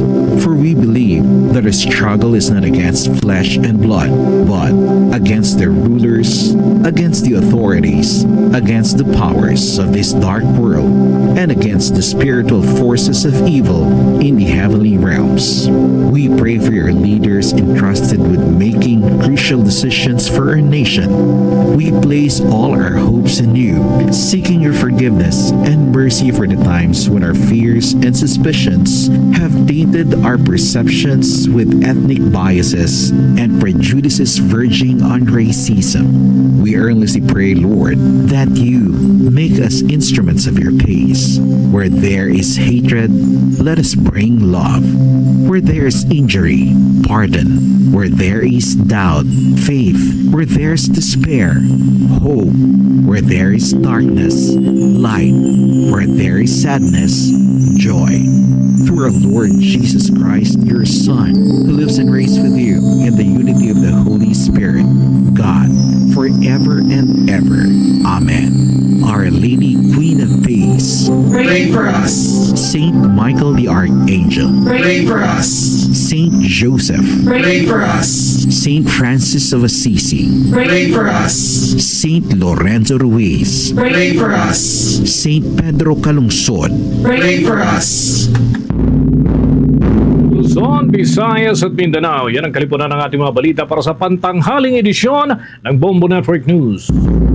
Sa Bombo News Center, Makati para sa number 1 and most trusted radio network in the country, Bombo Radio Philippines. Basta Radio, Bombo! Diri sa pagpangalagad sang Bombo Anay Sodto, sa gyapon ko po ni mo Bombo Chama Blanco Hover. Standby sa aton sining mga kabomboy. Check nato ang balita ni Bombo Angel Tan. Kung madumduman pa ninyo agi sa pag-scrutinize ining previous nga kontrata sa Double Dragon Corporation, may kantanan sa sining Parola Wharf issue bla. No, di nagambal diri kino ng local government unit ang city government nga dapat i-reconsider na kag ma-renegotiate kay do disadvantageous gini para sa syudad sa Iloilo. May renegotiation ang City Legal Office sa sining kontrata, no, ti madayon na kuno ini. Kagang alkalde ta tigin kalipay kag suportado ining nasambit karon iyang lihok sang konseyo. Check tabi si Bombo Angel Tangel sa report. Please go ahead. Madayon nagidiri mong botsyam ang pag-renegotiate kag pag-imbestigar man sa City Legal Office regarding initial sa joint venture agreement nga kaupo diri ang city government ug ang Double Dragon Properties Corporation. May kaangtanan ini siya sa Guimaras, Iloilo, Parola Wharf. Sa interview diri sa Bombo Radio, ni Councilor Cedfrey Cabaluna, ang chairman sa Committee on Transportation, kag nag-initiate gid sa investigasyon naging pahayag nga paagi-abi sa sining resolution naging pasar nila sa bahin sa Iloilo City Council. Ginahatagan nila sang Rivera ang City Legal Office nga makipag-istorya na sa bahin sang Double Dragon Corporation for renegotiation na gid bombot siyam kag hindi na nga ipatawag gid lamang ini sila. Sunod diri kay Councilor Cabaluna, since 2023 nga pag-istorya nila sa Double Dragon Corporation, wala gid ini sila nagkambong ni isa ka committee hearing sa pagpatawag sa ila. At the same time, sa ginpatawag ini sila sa City Legal Office, bombot siyam, after abisang committee level, wala man ini sila nagpakig-istorya sa bahin sa City Legal Office. The reason why, nga nag-move na gid lang sila nga diretsyo for renegotiation sa sining joint venture agreement abong Botsyam. Kag sa impormasyon sa mga kabangbo naton nga abi nga kinanglan i-renegotiate ining joint venture agreement. Una diri tama ka disadvantageous ining kontrata JVA sang Parola Wharf sa bahin city government kay tuman kanubo nga kumbaga number of amount ang ginahatag nila in relation abi sa kontrata nila. Kag ang isa pa gid diri nga malain mong Botsyam, wala ni sila nagapasa sang ila annual reports sa bahin sa City Accounting Office sa iba nga mga opisina sa Iloilo City Government agud kun tani ma-assess ang value sang kwarta nga dapat sukton sa ila. Every other year dapat ni-increase ini kuntani ang ginasukot sa ila apis apang wala sila sang report mong Botsyam sa bahin sang Iloilo City Government kag wala ini sila nagasabat sang queries sang syudad. Dapat hagri sang konsihal nga ang ining letter nga nagahatag sang DepEd sa City Legal Office mag-effective ini siya 60 calendar days upon the receipt of City Legal Office kag sang Double Dragon Corporation man abi Botsyam. Sa 60 days nga ni ginahatagan ini siya sang tsansa ang Double Dragon nga mag-atubang sa City Legal Office kiti representative na kumbaga sa City Government ang Double Dragon ako ng City Legal Office para atubangon ang Double Dragon. Kung hindi ni sila mag-atubang sa gihapon may tsansa nga i-terminate na ang kontrata sa Double Dragon sa bahin sang Iloilo City Government. Pamatian ta balang kabahin diri sang nangin pahayag ni Councilor Sedfrey Cabaluna sa atong interview. Is to authorize the City Legal Office to initiate final renegotiation proceeding with Double Dragon Properties Incorporated, and they requested and the interim period will be given, which is only 2 months or 60 calendar days, Mr. Chair. So, amuning unod dan sa resolution naton nga tagaan ta otoridad ang City Legal nga mag-renegotiate in behalf of the city government sang terms and conditions sang JVA. And they are required to report to us 2 months or even less than that kung mag-fail gid ang negotiation, kung anong ila nga report, no, kung nag-successful o kung hindi. Only then will we decide on the next course of action whether kung successful ang renegotiation, then we can again give an authority to sign the agreement, or kung hindi successful, then the motion will now proceed to the petition for rescission of the contract. On March 10, 2023, no, or more or less almost 2 years ago, the Sangguniang Panlungsod passed a resolution requesting the City Legal to review the said joint venture agreement between the City of Iloilo and the Double Dragon Properties Incorporated. The third paragraph, on January 2025, the City Legal Office submitted their second and final report to the Sangguniang Panlungsod dated May 16, 2023, pertaining to the review of the joint venture agreement between the City of Iloilo and Double Dragon Properties Incorporated.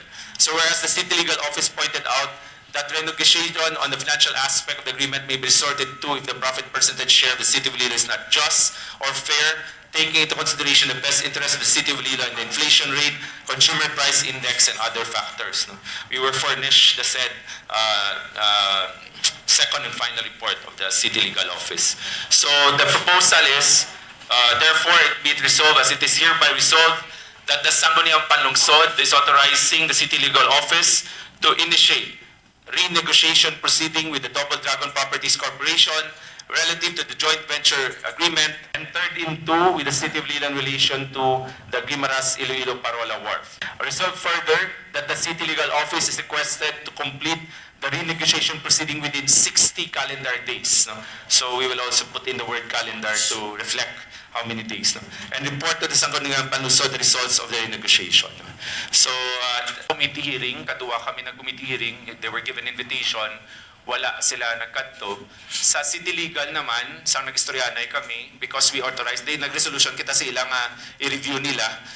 In the invitation, wala man nagkadto. So if you notice, the report of the City Legal was really based on ang aton dis mga opisina diri nga ginkuhaan nila impormasyon, accounting, OBO, city engineering, and all that. No?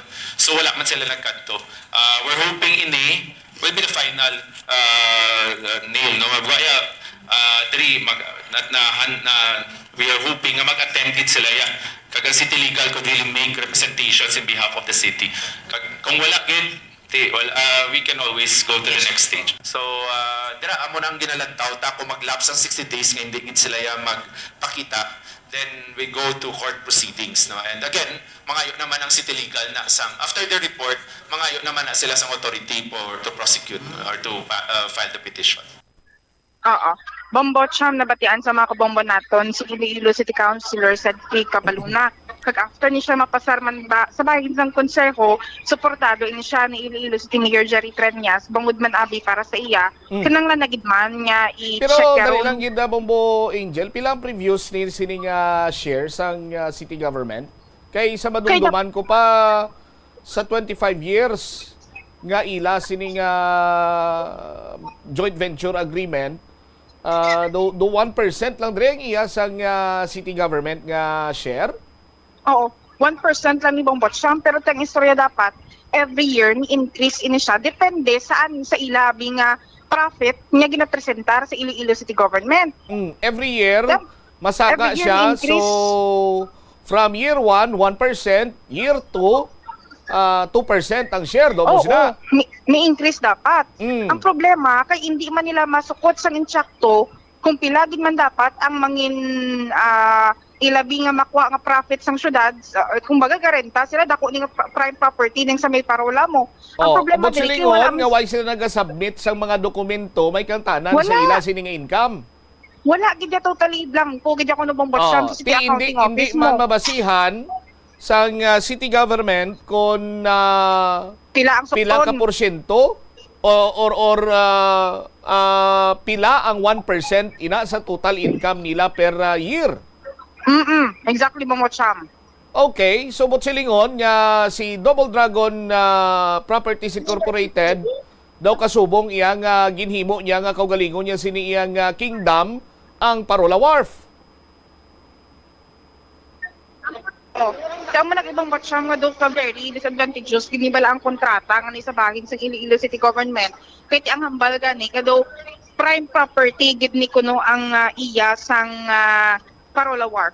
Kay since nga may ara na nga daan sila kuno sa mall. Now, Bombo Angel, pila ang negotiation? Ano ang negotiation? May ara na balasang bits and pieces abi kumbaga pa mambal naton nga gindiga si Councilor Cedric Cabaluna kung pila ang negosasyon sa City Legal Office?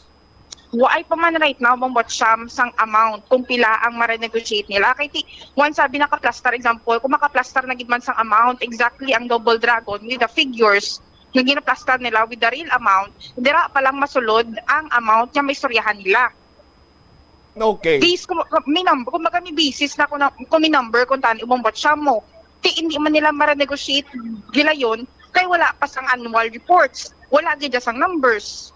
For so long a time, why gid ya nag-report ang Double Dragon sa city government nga may joint venture sila? Halin sa may committee hearing sang 2023 nga gin-initiate ni siya ni Councilor Cabaluna, wala gid nagatubang ang Double Dragon. Plus abi sang ginpatawag na sila ni sa City Legal Office para sa istoryahan na ilang anay, wala man sila nagpakita Bombo Cham. It means twice na sila gisumon. Ang gwa ta sini Bombo Angel, bala mo kung ano? Ano. Ang do gina-portray ni malasang storyline sang tagsa ka mga tribo during dinagyang festival kung paano balagin baligya sa mga aita, sa mga dato ang Iloilo, Bombo Angel. Ginumailuhan lang to sang kulintas no kag sos Maria kagusip po. Do mo siningwa niya?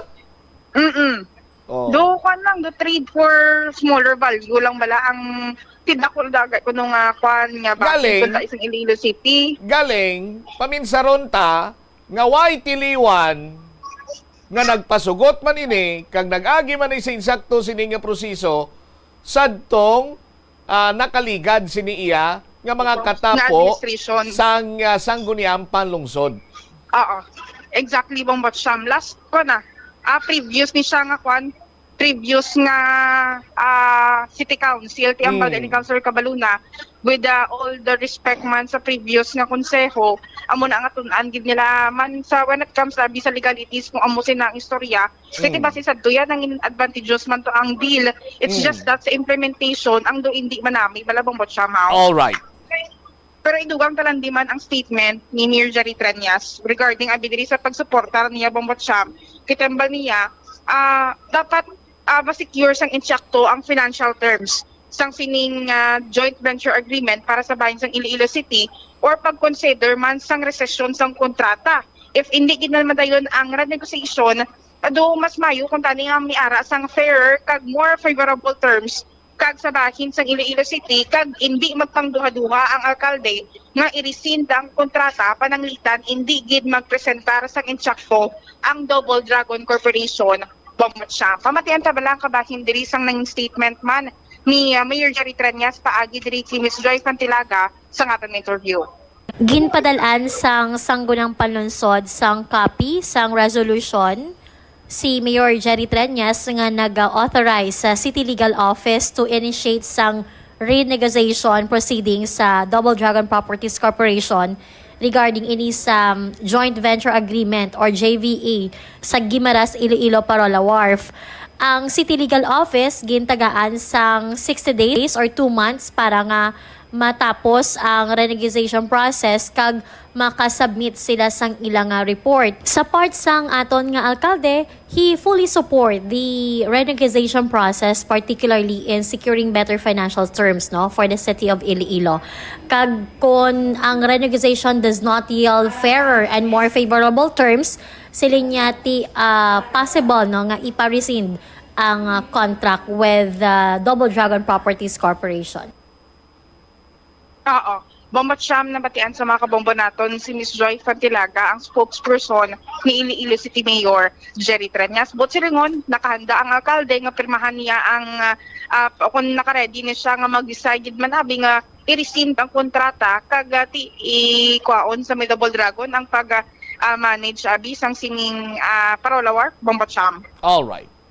Ini si Bombo Angel Pichiliertan para sa number 1 and most trusted radio network in the country, ang Bombo Radio Philippines. Basta Radio, Bombo. Salamat gid da Bombo Angel Tan. Nagayum-yuhom ako kay ining issue may kantanan sa joint venture agreement sang city government kag sang Double Dragon Properties Incorporated. Tama pakapris ka sa akon sini nga paminsaron. During this time, sa aton sini nga mga kabumbo, sang hikotar pa lang ini sa bahin sang sangguniang panglungsod, makabig naton iyang may mga naga-oppose gid sina diri.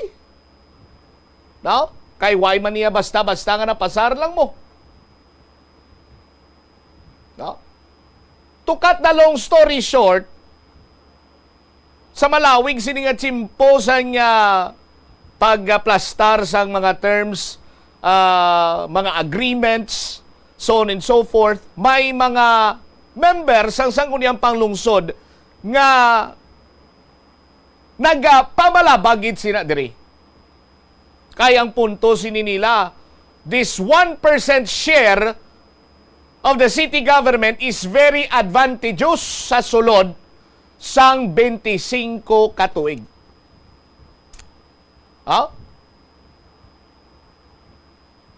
Hasta nga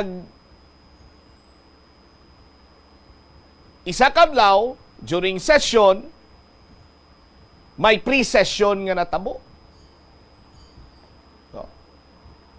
Kag pag umpisa sang session sa aton sini nga mga kabumbo, during that pre-session, closed door siyempre. Kay ara na sa agenda mo nga istoryahan, kag that time aprubahan na ang nasambit sini karon iyang resolution kati nga nagahatag or magahatag sang nagakigo sini iyang authority sa alkalde nga magpirma sa joint venture agreement, and that time ang mayor was former City Mayor Jed Patrick Mabilo. Sa aton sini nga mga kauturan, During that time, ang Vice Mayor, si former Mayor Joe Duterte Espinosa. During that time, Vice Mayor Jeffrey Ganson was a member sa Sangguniang Panlungsod. Sino pa gina nakaabot sini? Councilor Eli Istante, ara pa to. Oh? Correct me if I'm wrong, dubasa no, ara pa to, dumadumduman ko pa, sino pa gin? Councilor Plaridel, former City Councilor Plaridel Nava, the late Joshua Alim. No? Ang iba, di ko na ma-recall no? Sa aton sini nga mga kabombo. Pero kabalo ko mo banwakon nga nakibot ako, or grabe na tingalagin ko yan, dumatumbo ko sa plungkuan ko mo, ang session hall, ara pa na to super. Oh? Dumatumbo ko sa akon sini nga plungkuan, sa naga-cover ako, kay that time, beat reporter pa ko si Tiol Amo nang hambal sini nila nga expectation versus reality. I was expecting nga hindi gidya makahulag kay may mga naga-oppose sa aton sini mga kabumbo. No? Do kasubong iya nga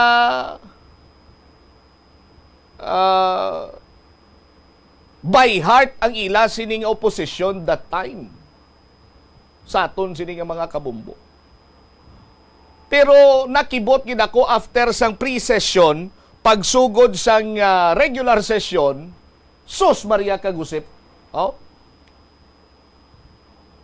Daw ang miyembro sadtong Sangguniang Panlungsod ang ila sini nga ginkaon during pre-session takway.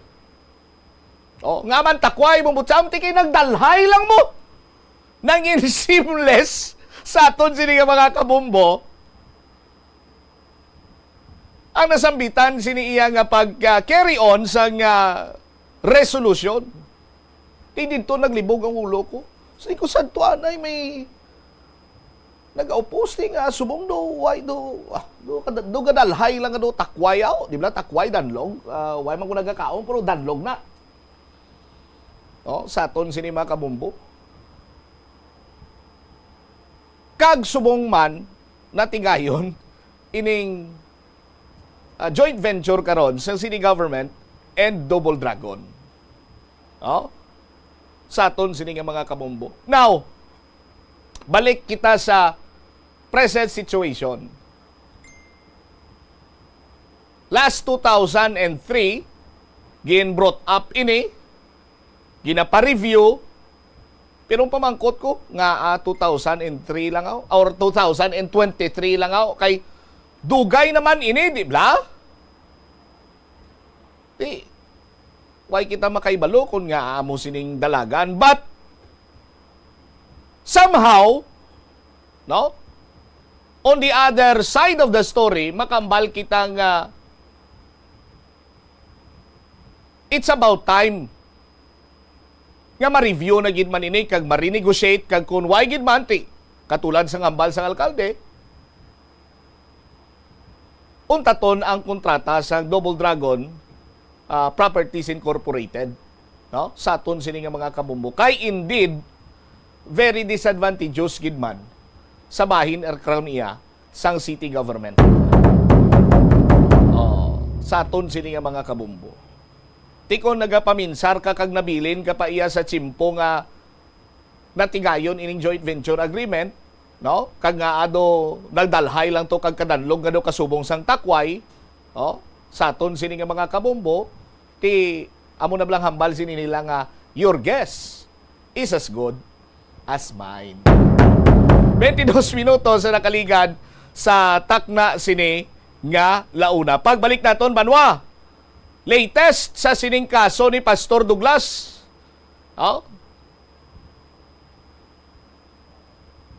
19 tubtob 25 anyos. Amo lang gini ang ma-provide nga duga nga may impormasyon sa Iloilo Police Provincial Office sa mga suspitsado nga nagluthang patay sa sining pastor kay may utang kuno nga 300,000. Lakip na sina diri karon dugang nga mga balita kag impormasyon sa aton man sini nga pagpangalagad sa Mumuaray Soto. Balikan ta matapos sa pila ka importante nga mga pahanumdum. Oras na. The Farmers Bazaar, your traditional public market with the touch of Plazuela Dos, ang isa ka lugar nga gintukod sa tion kag sa kasagsagan sa COVID-19 pandemic nga may tinutuyo nga maghatag sa imo sang safe marketing experience. Subong nga ang COVID-19 hindi na gid man dako nga pamahog kag nagapakadto na kita sa next normal. Rest assured nga ang Farmers Bazaar will further evolve agud nga magpadayon sa paghatag sa inyo sing satisfying marketing experience. The Farmers Bazaar sa lower level tara na pahamtang ang fish, poultry kag meat section para naman sa inyo mga kinahanglanon nga prutas, utan kag iban pa, magbisita sa upper level pinaagi sa paggamit sa hagdanan ukon sa pagkadto direkta sa parking lot. The Farmers Bazaar, your traditional public market with the touch of Plazuela Dos. Plazuela de Iloilo, Bill Board of Activities for January 26 to February 1, 2025. It's another great weekend at Plazuela de Iloilo. Bangod ang Technocrats Band ang natalana nga mag-entertain sa inyo with their great selection of songs sa concert at the plaza. Mangin inyo, umpisa alas 6 ng gabi sa Pebrero 1, Sabado. Sa tiyon sa musical show, napulo ka mga special edition mugs and more ang igaparapol sa mga suki sa Plazuela de Iloilo. Sa Pebrero 2, Domingo, ginaagnang tanan nga mangin kabahin sa Eucharistic celebration nga pagahiwaton sa Latolda sa among adlaw alas 11 sang aga. Sa tion sang Holy Mass, magpangamuyo kita sa Ginoo nga hatagan niya kita sang grasya sang pag-intiende kag pagbaton nga ang tanan nga mga kabudlay kag pagtilaw sa aton kabuhi are meant to make us spiritually stronger and closer to Him.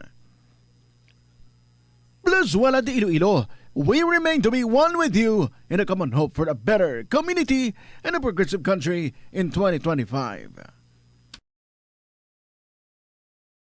Sa kasakuon sa mga ginikanan subong, tumalagsahon na lang kamo nagaupod bisan magkaon. Apang bisan anuman kuntani nga kasakuon sang miyembro sang pamilya, hatagi gid sang oras nga kamo makaupdanay sa kalan-an ukon makalagaw kun wala sang trabaho. Kung nagaplano sa aktibidad agod nga maka-enjoy upod ang imong nga pamilya, tandaan nga ang focus nyo amo ang pag-spend sang inyo oras nga updanay kag wala dapat sang iban nga mga bagay nga ginapaminsar kaangay sang trabaho ukon homework. Nakasimba ka na bala sa Miagao Church? Ini ang kilalaman sa tawag nga Church of St. Thomas of Villanova. Ang construction sa nasabit nga simbahan ang nakumpleto sa tuig 1797. Sa subong, ang Miagao Church ang isa sa mga tourist spots sa Iloilo. Popular ang Miagao Church sa detalyado kag artistic sculptures sini nga nagapakita sang Spanish, Muslim kag Chinese traditions. Ang Miagao Church ang gindeklara bilang UNESCO World Heritage Site sang Desyembre 11, 1993. Yari ang mga tips nga dapat mo tandaan agud nga mangin safe and healthy ang pagkaon sa imo nga pamilya. Dapat nga tabunan mo gid pirmi ang mga pagkaon nga yara sa lamesa o kung ara sa imo kusina agud malikawan nga kadtuan ini sa mga insekto nga mahimo magresulta sa microbiological contamination. Gilayon nga ihabuoy ang mga napanos na nga mga pagkaon o kung ang ginasuspetsahan mo nga malapit na lang mapanos nga pagkaon. Ang pag-reheat o kung pag-recook sa sining mga pagkaon ang hindi makabulig. Gina-advise man ang paggamit gid sang serving spoons agud nga malikawan ang cross-contamination sa mga tawo nga nag-share sa mga pagkaon. Pag sa paggamit sang serving spoon, ang sino man nga miyembro sang pamilya nga nakakuha sang porsyon sang pagkaon ang makalikaw nga makakontaminate sang pagkaon ilabi na kun mayara sang miyembro nga nagamasakit. Ini nga pahanumdom ang ginadulong sa imo sang the #1 and most trusted radio network in the country, Bombo Radio Philippines. Basta Radio! Bombo!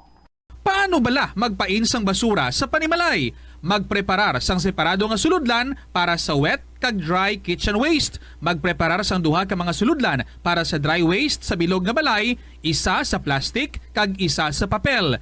ibutang sa isa ka suludlan ang mga bagay nga pwede pa magamit liwat ukon mabaligya kag ihaboy naman sa gwa sang puluyan pakadto sa basurahan ang mga wet wastes. Makakinot kag makakwarta ka na, makabulig ka patipig kag sa katinlo sang imo palibot. Panugyan na rin sa eksperto kung kwarta ang paghambalan. Apesar limitado ang imo abilidad nga mag-invest, ang gamay nga contribution sa investment accounts ang makabulig sa imo nga magamit ang earned money nga maka-generate sang dugang nga income. Ikonsiderar ang pagbukas ng retirement account o kung iban nga investment account. Ini nga pahanumdom ang ginadulong sa imo sang the #1 and most trusted radio network in the country, Bombo Radio Philippines. Basta Radio Bombo! Yari ang mga simple nga pagiagod makakinot sang tubig. Hindi mag-shower o kung maligo sang malawig. Sa sulod sang panimalay, kalabanan sang tubig ang ginausar sa pagpaligo. Nagalabot sa 24% sang tubig sa panimalay ang natigana sa pagpaligo sa mga miyembro sini. Ang pagpanubo sang tiyempo sa pagpaligo sang 2 ka minutos ang makabuhin sang 30% sang ginakonsumo nga tubig. Maggamit sang shower timer o kung mag-set sang alarm sa imo cellphone kag ilimit lamang sa 4 ka minuto ang pagpaligo. Kung nagagamit sang shower kag nagahulat pa sa pag-init sang tubig, saluda sang balde ang nagailig nga mabugnaw nga tubig kay sarang paining nga magamit. Kauntasang La Paz Batchoy. Ang Iloilo ang kilala bilang home of La Paz Batchoy. Mahimo kagid nga maglibot sa Iloilo, mag-food trip, kag ikaw mismo ang maghusgar kung ano ka namit ang La Paz Batchoy. Pwede mo gid ma-enjoy ang La Paz Batchoy nga may pandesal kag puto. Butangi man sang gamay nga paminta kag patis ang sabaw. I-mix sang maayo. Kag, enjoy! Kung kulang pa kag wala pa nabusog, pwede gid nga magpadugang sang sabaw. Kunyara ikaw sa simbahan, importante ang pag-practice ang good manners and right conduct bangod lugar ini sa pagtuo. Sa sulod sing simbahan, makita ng mga tawo nga malinong bangod sa pagtahod sa sagrado nga lugar kag sa iban nga tawo nga nagasimba. Yari ang dapat himuon kung magpadulong o kunyara sa sulod sing simbahan. Magsuksok sang formal nga bayo kung magsimba. Likawan nga mangin kaswal o kung magsuksok sang revealing nga bayo. Magpadulong sa simbahan antes mag-umpisa ang misa bilang pagpakita sang respeto. Apang kung late na ang imo pag-abot, magsulod sa simbahan sang malinong kag magpangita sang pulungkuan nga wala sa may nagkakatublag nga iban. Mangin mahipos o kung sa maghambal sa manubo lang nga tono sa sulod sang simbahan. Hindi pagdisturbo ng iban nga tawo pinaagi sa pagchismis o kung paggamit ng cellphone. Magupod sa pagpangamuyo kag pagkanta. Apang kung hindi ikaw pamilyar, magtindog kag magpungko sang malinong kag sundon ang flow sang misa lakip ng pagduko kag pagluhod kung kinahanglanon. Magpamati sa seremonya sang pare o kung pastor. Hindi pagsabada ang imuupod, ilabi na kung padayon ang misa. Magpakita sang respeto sa pari, altar servers kay iban pang miyembro sang simbahan. Masami siguruhon nga naka-silent mode o kung naka-turn off ang imo cellphone antes magsulod sa simbahan. Agud malikawan ang distractions. Likawan ang pag-test o kung pag-browse sa internet samtang nagamisa. Kabombo! Subong nga naghalog na ang restrictions, madamo na nga mga physical activities ang ginabalik ilabi na mga sports events. Apang maghalong lang ha, bangod kun kaisa, hindi malikawan nga may injury gid nga maangkon. Suno kay Michael Vincent Kayanan, physical therapist, ang ice ang mahimo nga ma-apply sa bahin sang lawas nga masakit sa sulod sang duha ka adlaw. Ang masakit nga bahin sang lawas kaangay sang tiil o kun kamot, ang ihulom sa ice o kun direkta nga butangan sang ice. Pagkatapos ang duha ka adlaw, ang injury ang mahimo na nga mabutangan sang mainit naman nga tubig. Paano ipabilin nga matinlo ang ginakaon nga mga prutas kag utan? Dapat nga regular ang paghugas ng kamot nga may habon sa sulod sang 20 segundos bag-o kag pagkatapos mag-uyat sang anuman nga butang. Hugasan sa maayo mga prutas kag utan gamit ang tubig bago ini kaunon o kun isimpon sa ginaluto nga pagkaon. Likawan nga maggamit sang habon o kun bleach o kun anuman nga kemikal sa paghugas sa mga ini. Lutuon sa maayo ang mga utan agud mapatay ang mga mikrobyo nga nagatapik diri. Kung ikaw may ubo o kun sipon, mas maayo nga itugyan na lang sa iban nga miyembro sang pamilya ang paghanda sang pagkaon agud malikawan ang cross-contamination. Ini nga pahanumdom ang ginadulong sa imo sang the #1 and most trusted radio network in the country, Bombo Radio Philippines. Basta Radio Bombo! Isa ka panugyan para makasave ikaw sang kwarta amo nga balon ikaw sang imo kaugalingon nga pagkaon kag tubig. Kung magpadayon ikaw bakal sang lunch o kung mag-order, natural nga sa lampaw-sampaw gidi ang imo nga balayran. Ang kalabanan nga restaurant meals, take note, unlimited man sa calories, gani dong malayo gid nga mangin healthy ikaw. Apang kung ikaw magbalon, makalikaw na ikaw sa gasto sa kwarta, kag calories, makalikaw pag ikaw sa gasto sa tiyempo. Wangod hindi na ikaw maglakat, magpila, kag magpainit, agod mag-order sang pagkaon. Bangod sina, mas mangin produktibo ikaw sa trabaho o kon sa eskwelahan.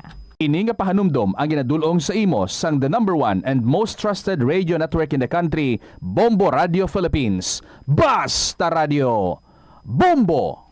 Sa patatas, masami ginahaboy na lang nato ng panit. Suno kay Dr. Cynthia Sass, isa ka nutritionist, ang panit sang patatas sa makabulig sa increased potassium intake. Ang potato skins nagaprovide man sang source sang iron nga isa ka essential mineral nga ang primary function nagalakip sang pagsuporta sang red blood cell function. Ini nga cells nagakontain sang dako nga amount sang hemoglobin, ang protein nga nagabind sa oxygen halin sa ginahaklo ang hangin kag ginadala ang oxygen sa bilog nga lawas. Kadungan sang pagtigulang, nagataas man ang risgo sang vitamin deficiencies nga nagatugas sang physical kag emotional changes. Santo sa isa ka scientific study, ang B vitamins ang importante agod nga mag-function ang body cells nga nagabulig sa metabolism, paghimo sang bago nga blood cells kag nagabulig sa pag-maintain sang healthy skin cells, brain cells kag body tissues. Magluwas sa supplements, lakip sa mga pagkaon nga bastante sa vitamins sa moang karne, whole grains, prutas, gatas, cheese kag mga ulutanon. Gabulig sa paglikaw sa nanuhay tuay nga balatian ang simple nga pagkaon sang citrus fruits kaangay sang pomelo nga puno sang powerful immune boosting antioxidant. Ang pomelo ang puno man sang lycopene, isa ka anti-inflammatory, anti-aging antioxidant nga nagapanami isang supat. Ang duga naman sang panit kag dahon sang pomelo ang natukiban nga makapatay sang cancer cells kag nagapalikaw sa paglapta sini sandig sa test tube studies. Likawan ang mga disgrasya nga dulot sang kuryente. Tabunan o konselyuhan ang mga wala nagamit nga electrical outlets. Ihaboy o kung ipa-repair ang mga electrical items nga may samad nga cords. Hukson sa saksakan ng mga electrical appliances antes ini i-repair. Hindi paghuslo na mga plug halin sa outlet nga ginabutong ang cord kay basi mabugto ini. Hindi pagpunon sa nakasaksak nga mga appliances o kon gadgets sa mga salaksakan. Hindi magtandog sa electrical appliances kung basa ang imo mga kamot. Likawan ang pagsaka o kon pagtandog sa puno o kon sangasang kahoy nga may nagalaylay nga kuryente. Yari ang mga importante kag praktikal nga mga pamaagi agud makakinot sang tubig. Sa kusina, magamit sang yahong o kon labador sa paghugas sang mga ulutanon o kon prutas. Magdesignar sang baso o kon water bottle agud gamiton sa bilog nga adlaw agud indi magsigi panghugas sini kada matapos ang pag-inom. Kung aksidente nga may nahulog nga ice o kon yelo, hindi ini pag-ihaboy. Sa baylo, ibutang ini sa mga masitera sang tanom. Kung may bilin man nga yelo o kun tubig sa baso nga ginimnan, tipunon ana ini sa balde agud ibunyag sa mga tanom antes hugasan. Paano ba lang makalikaw sa aksidente sa dalan? Yari mga tips nga dapat tandaan sa tion nga nagamaneho. Una, likawan ang masaming nga pagsaylo sang linya. Ang swerving o kun pagsaylo sang lane sa isa ka delikado nga maneuver nga masami ginatunaan sang bunggo anay. Kung himuon ini, siguraduhon nga may bastante ang oras kag espasyo. Ikaduha, i-check ang blind spots. I-check ang mirrors kung clear ang alagyan. Magbalikid o kung maglantaw sa nagaagi sa ibang nga anggulo, agud makasigurado nga maathag ang alagyan. Ang responsable nga driver ang masaming nga handa sa anuman nga aksidente. Kabahin na sang pagkaresponsable ang pagkuha sa nga insurance agud masigurado nga may peace of mind sa dalan. Ini nga pahanumdom ang ginadulong sa imo sang the #1 and most trusted radio network in the country, Bombo Radio Philippines. Basta Radio Bombo! Tanan kita mayara sang mabulig agud pakibatuan ang climate change. Magamit sang bag nga pwede magamit sang liwat-liwat agud mabuhinan ang plastic bag nga ginahaboy. Bangod ini nagatugas ang greenhouse gases. Ikaduha, hindi masami magamit sang computer. Kung 4 ka oras lamang sa isa ka adlaw ang imo nga paggamit sang computer, makabuhin ka na sang carbon dioxide emission nga 83%. Ikatatlo, kung malapit man lang imo nga kaladuan, mas maayo nga maglakat o kung magsakay na lang sa bike. Magluwas sa makakinot ka na, mabuhinan pang polusyon nga nagatugas ang climate change. May kilala ka bala nga mga bata nga mahilig sa video games? Nagausik bala ini sang inoras sa paghampang sang iya ginakaadikan nga games. Isa ka pagtuon sang American Academy of Pediatrics ang nagapahayag ngang sobra-sobra o kun inoras nga pagtiner sa paghampang sang video games ang makadulot sang depresyon, anxiety kag manubo nga grade sa eskwelahan. Suno sa mga eksperto, halos 9% sa kada 3,000 ka mga elementary students sa kada pungsod ang makabig pathological o kun addict sa paghampang. Makabig nga pathological o kung addicted ang isa ka estudyante kung nagaapekto na ang paghampang sa iya nga pag-eskwela. Dugang pa sa among nga pagtuon, ang ka-addict sang isa ka bata makapabudlay sa iya sa pagkontrol sang iya impulse. Kaangot diri, ginpanugyan nga dapat hindi magsobra sa isa ka oras kada adlaw ang gastuhon sang isa ka elementary student sa paghampang kag hindi naman magsobra sa 2 ka oras ang isa ka high school student. Siling nila ang pagpanigarilyo nagapaitom sang bibig. Pero hambal mo naman, wala mo na ako nagapanigarilyo pero nga ay itom gihapon ang lips ko how? Yari ang sabat sa eksperto. Suno kay Dr. Jean Marquez, isa ka dermatologist, ang dark lips mahimo nga tugas ang maisog nga habon nga ginagamit sa guya. Nagpanugyan ang doktor nga magamit sang mild soap kag lip balm nga may moisturizer kag sunscreen. Agod protektahan ang bibig kag malikawan ang discoloration. Masami bala nga nagabiring ang imutiil?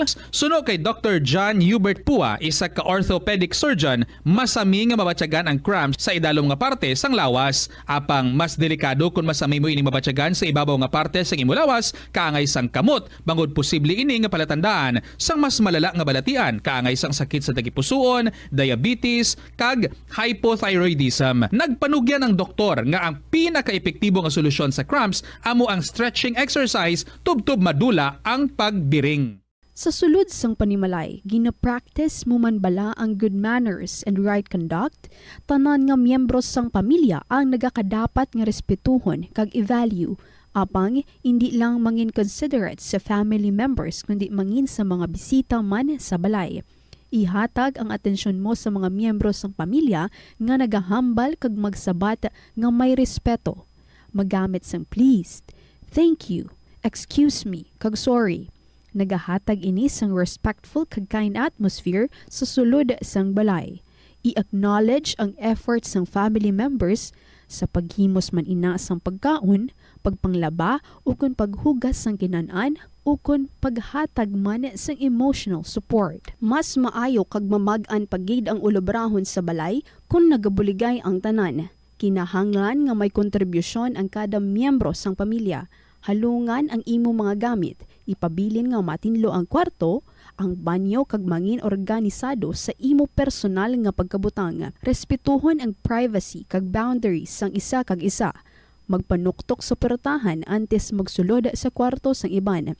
Hangpon nga kada miyembro sang pamilya ang nagakinahanglan naman sang oras sa ila kaugalingon para makarelax sa trabaho o kun personal moments. Kung mayara ikaw sang abyan o kun bisita nga makadto sa inyo balay, siguraduhon nga nakahibalo sila sang mga rules kaangay sa kung diin ibutang ang sapatos, diin mapungko o kun anuman nga mga polisiya nga ginasunod sa 40 minutos na kaligad sa takna sining alaw na balik diri sa pagpangalagad sa bumuanay sa udto sa gyapon ko ni mo Bombot siya Blanco Hover.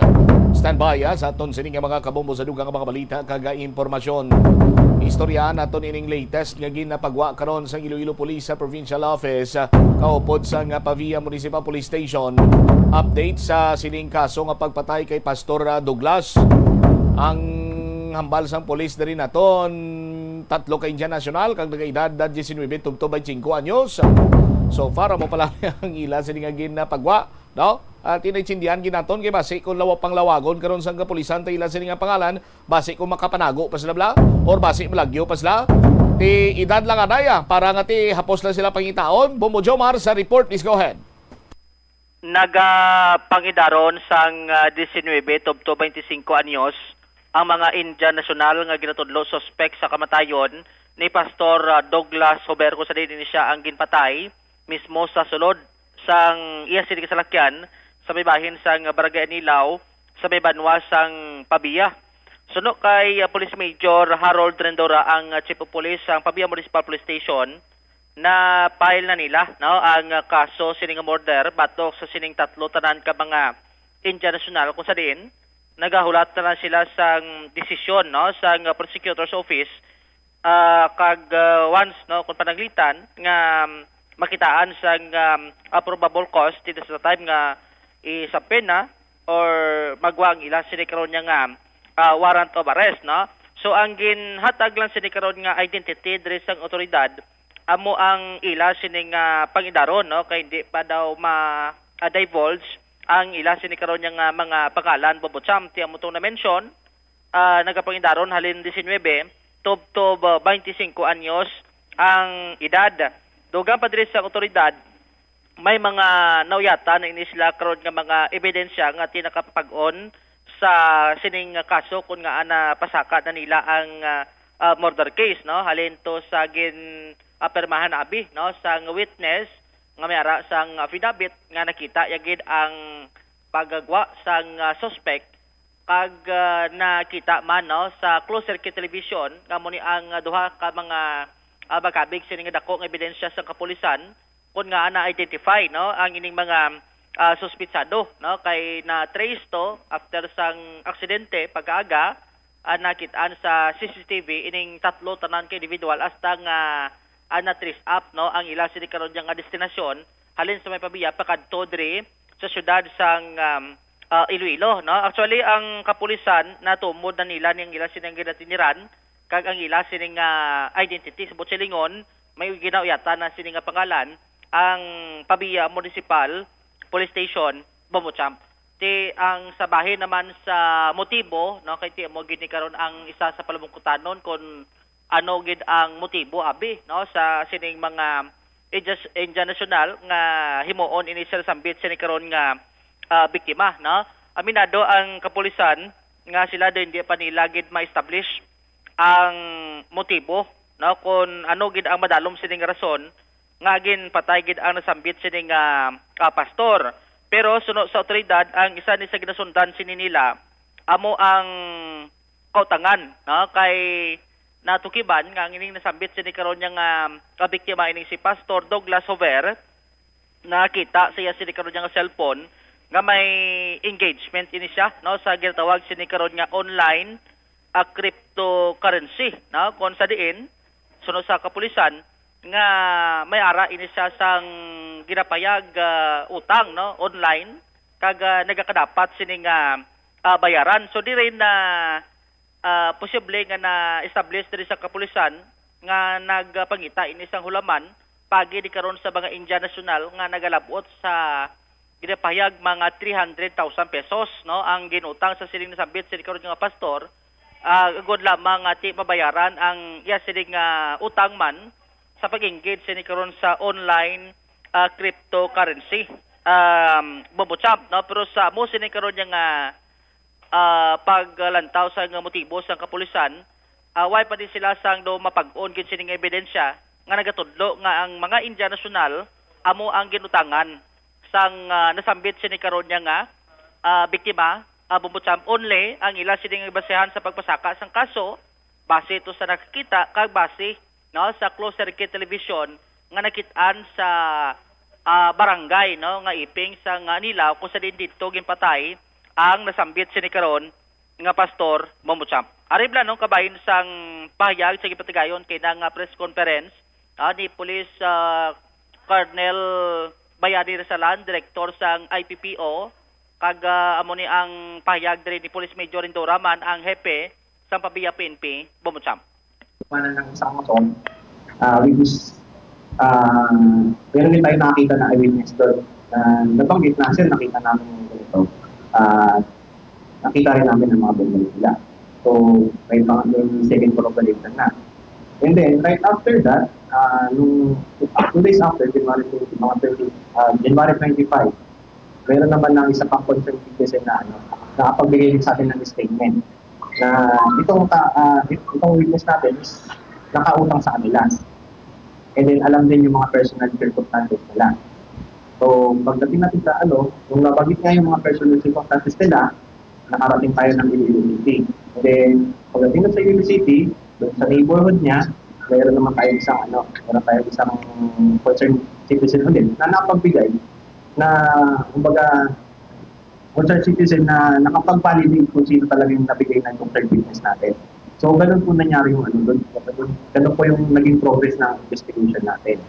And then, at that time, na-complete na natin, meron tayong mga material evidences, meron din tayong mga testimonial evidences. That's the time na nung Monday po, 27. Noong January 27, nagpunta po kami sa National Prosecution Service para mag-file ng criminal information sa fiscal. And then, kumbaga nalakit naman, kung ibig sabihin, yung mga na present natin mga evidence, mga testimony evidence, meron po tayong tinatawag ng probable cause. No? So ngayon po, yung pinay natin na criminal information is mag-undergo po ng criminal investigation. And after 15 days, mag-antay na lang po tayo para isampi na sila para makapag-affidavit sila. And after nun, mangyari, i-result na po ng fiscal and then sa kanya po lumapata sa trial court. So, regarding naman sa mga regarding naman sa mga persons of interest natin, kahit natapos na po yung kahit nakapag-file na po kami, continuous pa rin po yung monitoring namin. Kumbaga, private pa lang ito eh. Ang goal po namin is crime solve. Kasi gusto ko rin malaman bakit nila ginawa yun. At saka marami pang questions. Hindi natin alam kung sila ba talagang gumawa nun or baka meron pa akong naglupo sa kanila na gumawa nun. And at the same time, para mas pabalin naman para kung bakit talaga yung nangyari. Bakit nangyari yun. So, that's all lang po sabi sir. Okay. General, sir, ano po talaga yung pinaka-motive na ganitong gagawin ng mga Indian national sa mga Pilipino na ano pa bigyan talaga? Sige na. So, sa motive natin, unang-una, nangyayari yung incident. Ang unang unang natin po is robbery. But during the time of pagkandak ng crime scene processing, kasama yung tropo, chinik natin yung mga personal belongings niya. Which is nakita naman natin yung personal belongings niya. Yung pag-check natin was witnessed by his relative and the elected public official na nandun sa area na nangyari yung insidente. Nakita naman namin na wala akong signs na may kinuha na gamit. As in, intact po yung pera sa wallet niya, intact po yung cellphone niya, nandiyan po. So, doon na natin na-close out yung motibo na robbery. Kumbaga, nag-lesson yung probability ng robbery. So, sabi ko, baka may malalim pa nito. Ang naisip ko naman natin next is, bakit niya pinasakay bakit pinasakay ni Pastor yung gunman? Ibig sabihin, kilala niya. Prior the incident, kumbaga, nakapag-communicate na sa kanya, meron na silang connection before na nangyari yung shooting incident. So, doon tayo mag-circle out. Ngayon, so, chinik naman natin yung personal belongings niya. So, nakita natin na may mga, doon ko nakita yung may mga, tinatawag na money trails. Ibig sabihin ng mga money trails, yung mga deposit slip, withdrawal slip, mga acknowledgement receipt ng mga pera na lumabas at dumating sa kanya. So, chinik din natin yung phone niya. Nakita ko na naging sa isang cryptocurrency app na kumbaga mag-i-invest ka ng itong items, ganyan, magkakaroon ka ng trading points, pagka nagkaroon ka ng trading points, pwede mong ma-experience as money sa trading card. So, kumbaga, ang nangyari sa progress ng investigation, na napunta kami sa point na yung motive is si Pastor, naging sa mga cryptocurrency, mga investments, tapos, hindi nag-click, nalugi or na-scam, so nagkaroon siya ng utang. So, kasi ang sabihin natin is mga foreign national, mga Indian, mga Bombay. So, doon tayo nag-step out sa motive na siguro si Pastor is nakautang ng pera, hindi siya nakabayad. Kaya, tumisingin siya, pero hindi siya nakapagbayad, baka hinira siya. So, ganun nakita natin ng motive. Ang kabahin sang pahayag ni Police Major Harold Rindora Bumbuchamp na sa pathag sining hindi pa ma-mention ang pangalan karon sang mga suspitsado sunod sa tungdan ma-mention nila ni wag luwas kung magwa na ang ila sini karon nga warrant of arrest pero tidrip lang sila sa una sini nga stage na nagahulat pa lang sa resulta karon sang prosecutor's office na kung balati makitaan sang probable cause ang ining nasambit sini karon nga pag-file nila sang kaso na butsiligonti kon gidi no makitaan sang mga rason tukron sang prosecutor's office nga tining mga Indian National ang amo gid man ni no ang patay sa kay Pastor Douglas Hober Bumbuchamp sa time nga magpagwa nila no ang pangalan sining tatlo ka mga individual nga ti ginawyatan na kag na-validate naman sa bahin sang Pabia Municipal Police Station. Nagpasalig man ang otoridad nga Bala, pwede ko kang balanay? Go ahead. Kabubuhan. Kabubuhan. Oh, ikaw naman, Bumbo Jomar. So, amo na no ang mention diri sang otoridad nga nagpasalig man sila sa publiko nga ti ginahimo tanan sang otoridad ang ila sini karon nga effort once ti kon mag-abot ng ila sini warrant of arrest at the same time ti diri na pagwa no sang pangalan kag maimplementar no ang warrant of arrest sa sini mga natumod sini nga mga suspitsado. In short, gina-monitor no ang mga whereabouts sini nasambit sini karon nga mga individual. Kabubuhan. Arim lang Bumbuchamp no ang confirmation sa liwat no kay Police Major Harold Rindora. Okay, next. Bukod yung Marvilla, from Bumurat ng Iloilo.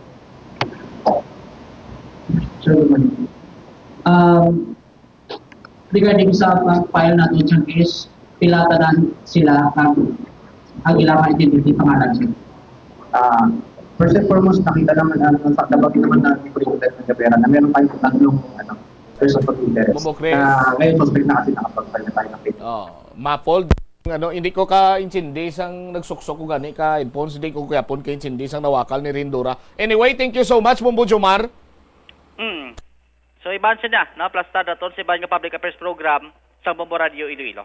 It is si Bumbo Jomar Consumo Villa para sa number one most trusted radio network in the country, Bombo Radio Philippines. Basta Radio, Bombo! Salamat gid na Bombo Jomar Villa. Di nagdudulaman diri sa monitor. Baon ta na lang. Salamat gid na Bombo Jomar Villa. Nakahambal ako nga kabubuhan. Naghambal na kabubuhan, Major Rindora, sir.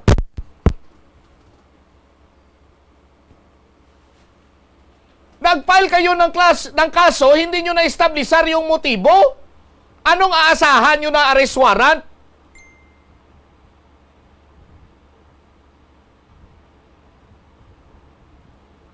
Aber?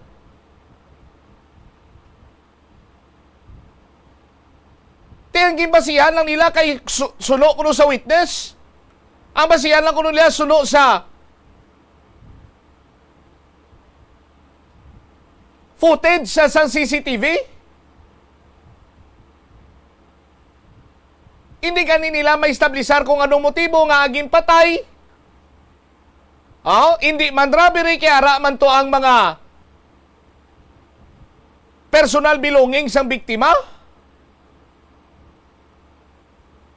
Ang ilas lang siniya nga natukiban kung nga gintumod nila suspect ang tatlo ka Indian National nga nagapang idaron 19 tubto 25 palagpat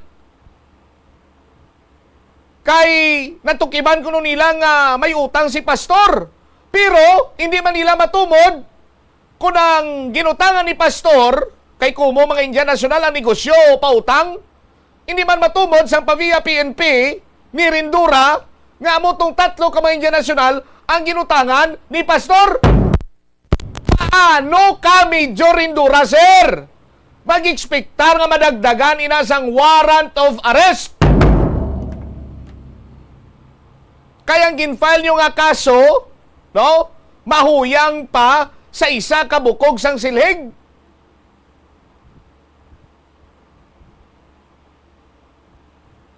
Yang guaya sini nag-file lang sang kaso para kuno abi may ginfilean sang kaso or may ginfilean sang complaint.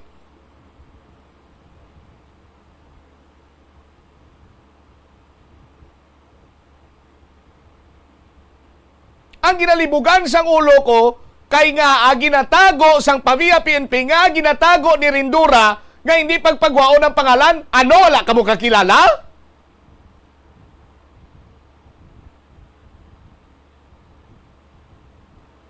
Panindugan kaghawiran nyo sa gyapon ang minango ninyo nga policy? Kay kung lawagon ang ngalan, basi manago, basi malagyo, kagago! Naturalmente, kung nakapatay ka tawo, manago ka, malagyo ka!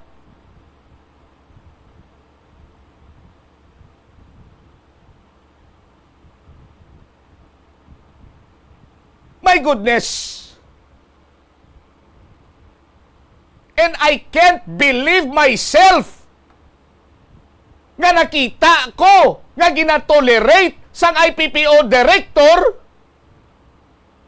ang idiotic statement sang Chief of Police sang Pavia. Nagatango-tango man si Rasalan.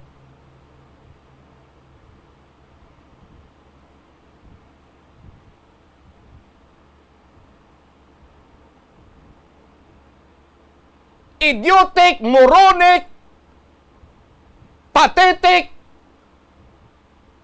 tanan na lang atik.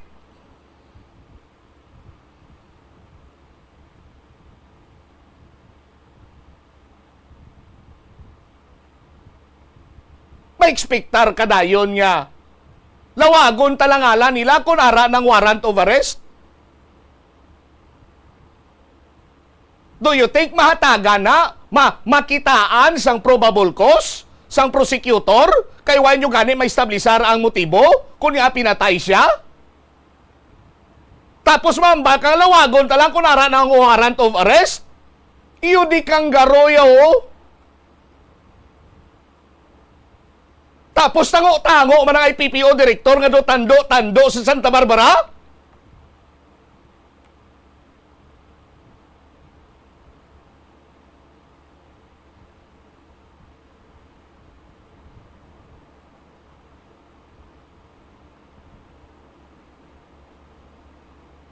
Kadlawan ka mo ka prosecutor? Sa aton sini mga kauturan?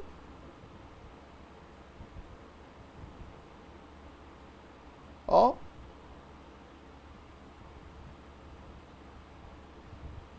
Tapos bisan na file lang kuno kaso, hindi magkabalaka kay padayon ng monitore. Year of the Snake. Gets mo? Gets mo, Mumukres? Oh? Year of the Snake. Ano puno sang Year of the Snake? Sang year galing nga tinaga? Why, di bla? Sang of. Anong sunod? Anong pamuno ya? O, di bla? O, da. Anong pamuno ya? T, di bla? Snake, anong pamuno niya? S. O, Year of the Snake.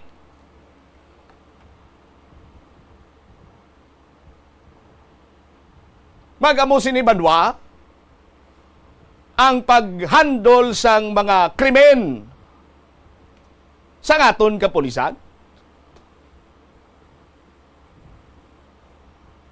Mas mangin madata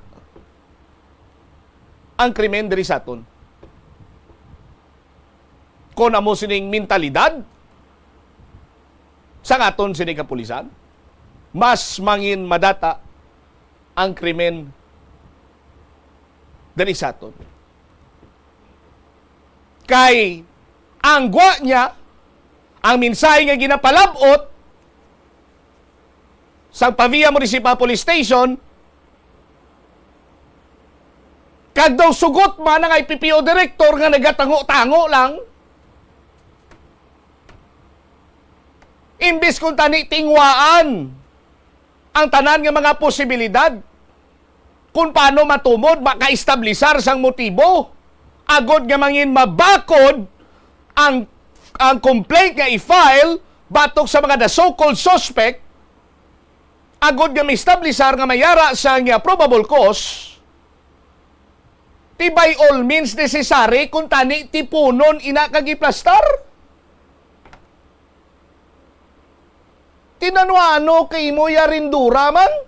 Mapay ka complaint, may motibo?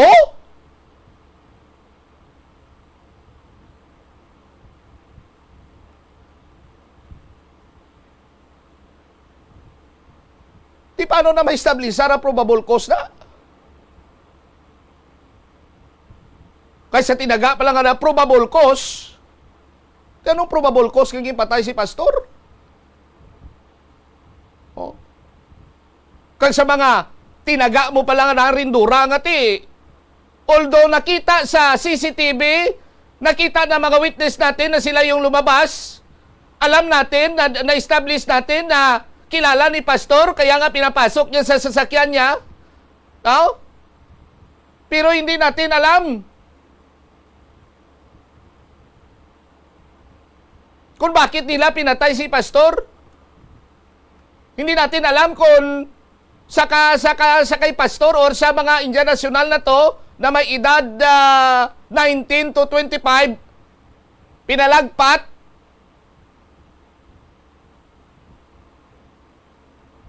Sila yung inutangan.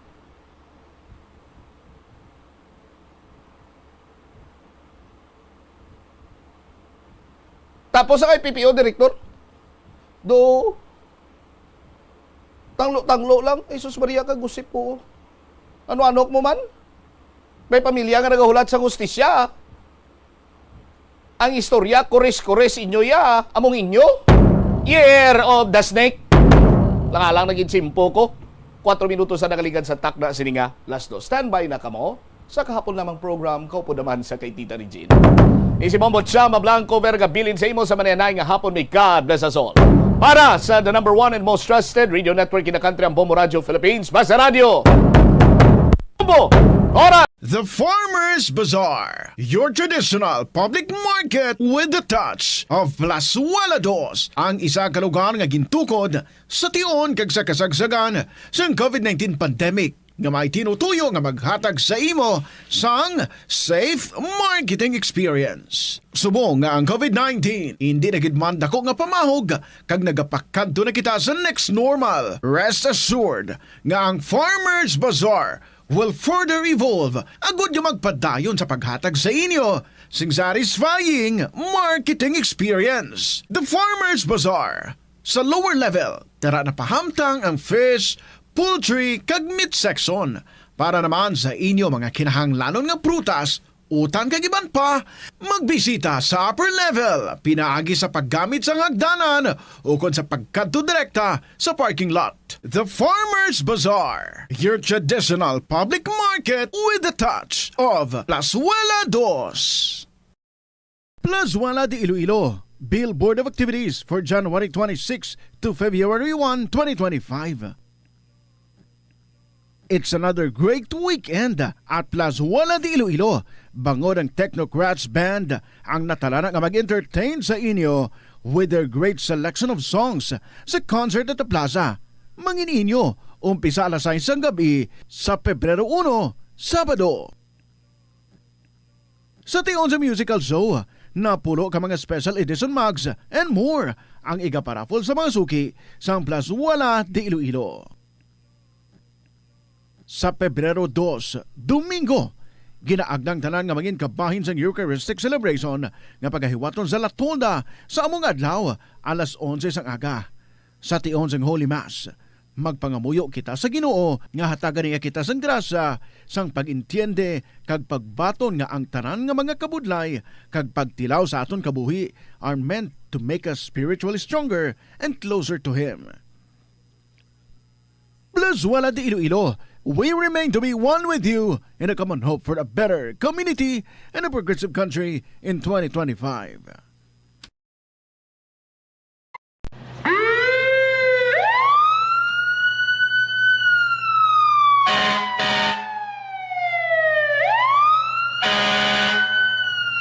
Yari ang mga tips agud nga malikawan ang sunog sa balay. Ini pagpabayaan ang kusina samtang nagaluto. Kung kinahanglan nga magbiya sa kusina, siguruhon nga may mabantay sang pagkaon nga imo ginaluto bangod sinigundos lang ang pag-ibwal sang kalayo. Taguon ang anuman nga flammable products sa husto nga lugar. Ang household cleaners kag items kaangay isang hairspray o kung shaving cream ang delikado kung i-expose sila sa source of heat. Ibutang ang mga ini sa cool area. I-maintain ang mga wires antes magsaksak sa sakit. Chikyaron nga walay ni sang kinagtan sa ang ido o kung iban nga sapat ilabi na kung ikaw ang may hinuptanan. Kung may damaged wire, isla nini sa gilayon. Siguruhon man nga may yara sang fire extinguisher o kung fire blanket sa balay. Dapat man nga nakaibalo ang tanan nga family member magamit sang fire extinguisher agud mapalong inigilayon.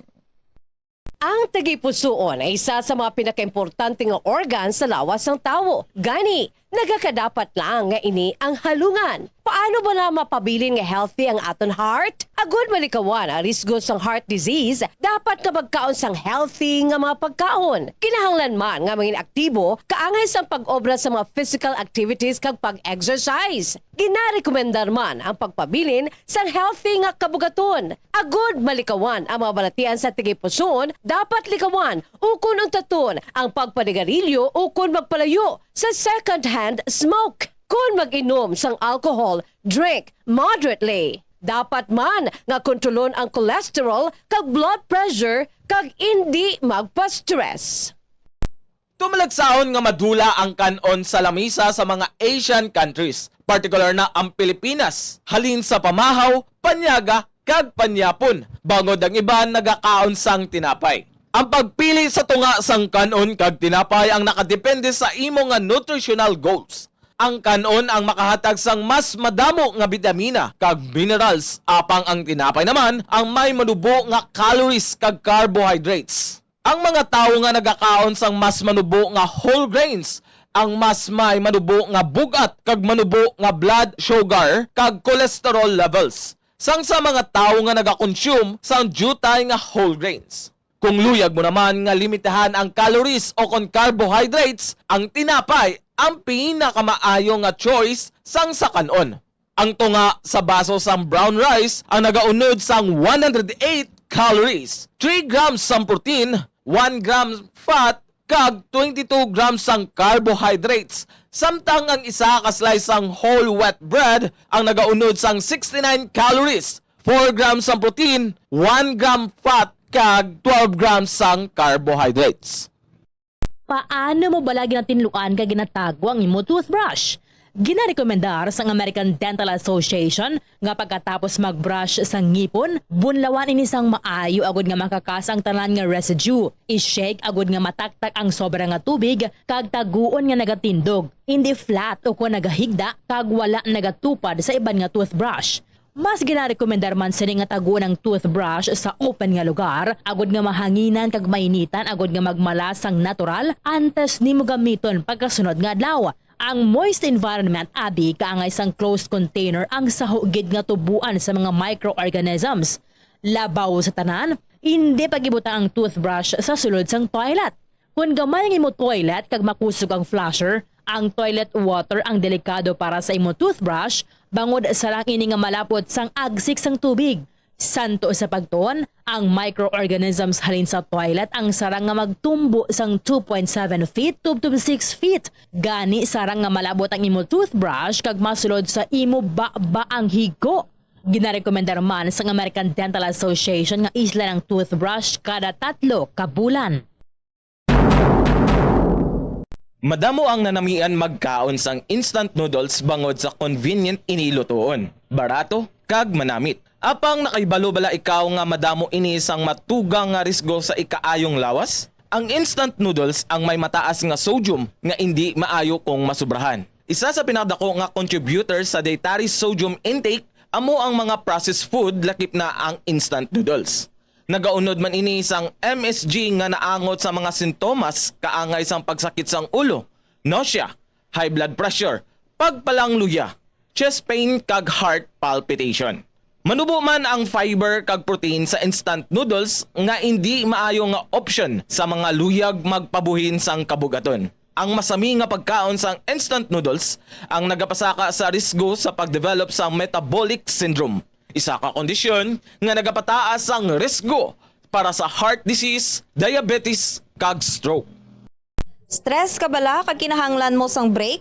Ang pagsaka sa bukid ang makabulig agud madula ang stress apang nakahibalo ka bala nga magluwas sa mental health maayo manini para sa lawas. Ang hiking isa ka cardio workout nga makapanubo sang risgo sang heart disease. Makabulig manini sa pag-improve sang blood pressure kag blood sugar levels. Ang pagsaka sa bukid ang makaboost man sang density bangod ang paglakat ang isa ka weight bearing exercise. Magluwas diri nagahatag manini sang kusog sa glutes, quadriceps, hamstrings kag muscle sa hawak kag tiil sang isa ka tawo. Nagapa-improve man ini sang balance, nagapakusog sang core, kag nagabulig agud makontrol sang isa ka tawo ang iya kabugaton. Nagapanami man ini sang modo bangod ang pagsaka sa bukid ang may positibo nga impact sa pag-combat sa mga sintomas sang stress kag anxiety.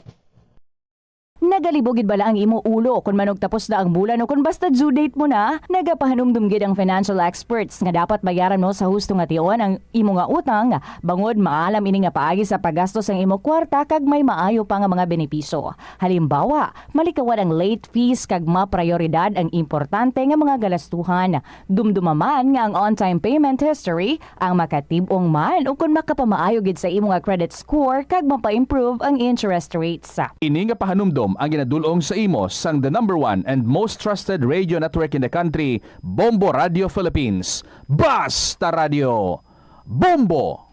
Agud makalikaw sa food poisoning o kung paglain sang tiyan, sundo ng ining mga pahanumdom sa pagpreparar sa mga pagkaon kag ilimnon. Manghugas ang kamot kag ipabili ng katinlo antes kag pagkatapos ang paghimos.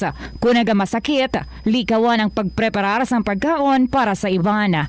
Siguraduhon nga naluto sang husto ang pagkaon. Kung mahimo, kauno ng pagkaon samtang mainit pa. Siguraduhon ang katinlo sang pagkaon agud ang selebrasyon mangin mas malipayon. Ang simple nga paghusay sang buhok ang may pila ka maayo nga benepisyo sa lawas.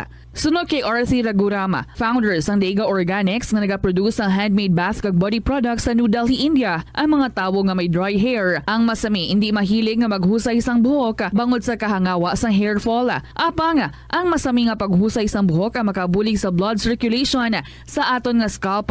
Naga-nourish man ini sang hair roots, naga-promote sang growth, kay nagabulig man agod nga malikawan ang hair loss.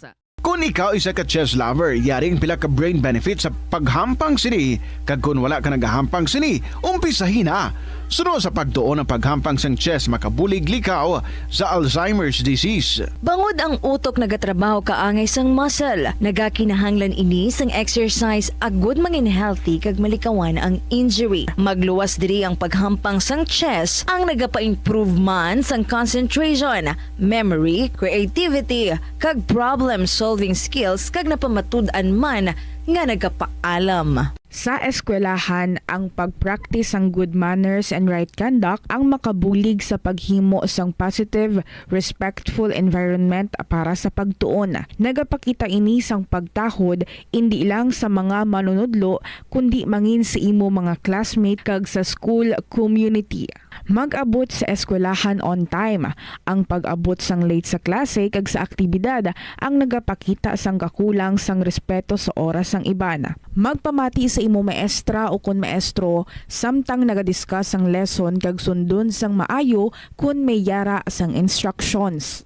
Tawgon nga ma'am o kun sir ang imo teacher o kun staff. Kun may pamangkot, ibayaw ang kamot, agud mahatagan ikaw sang kahigayunan nga makasabat. Maggamit sang please, thank you kag excuse me kung nagaistorya sa imo classmate o kung sino man ang imo ginaatubang. Likawan ang pagpanunlog, pagbuli o kung pagpanginsulto. Mangin maayo kag may respeto sa isig kapareho. Mangin matinlo sa classroom kag school grounds. Ibutang sa basurahan ang basura kag indi pag-ihaboy sa bisan diin lang ilabi na sa sulod sang classroom. Respetohon ang propiedad sang eskwelahan. Halungan ang mga libro kag supplies kag likawan ang mangguba sang pagabutang nga wala mo ginapanag-iyahan. Mangin focus sa pagtuon kag likawan ang Ito ang Bombo Radio Philippines. Fully digitalized. Numero 1 sa balita, komentaryo, drama at serbisyo publiko. Bombo Radio Philippines. Bombo Radio Philippines. Ang inyong number 1 at most trusted radio network in the country. Basta Radio Bombo! Hello and good afternoon gid sa inyo tanan mga kabombo. Ulihin na nga adlaw para sa bulan sang Enero. Kag sa gihapon, masako ang syudad sang Iloilo, tuloy-tuloy lang ang mga celebration. From dinagyang celebration to Chinese New Year and ini nga Sunday fiesta naman sa Haro. So sige lang.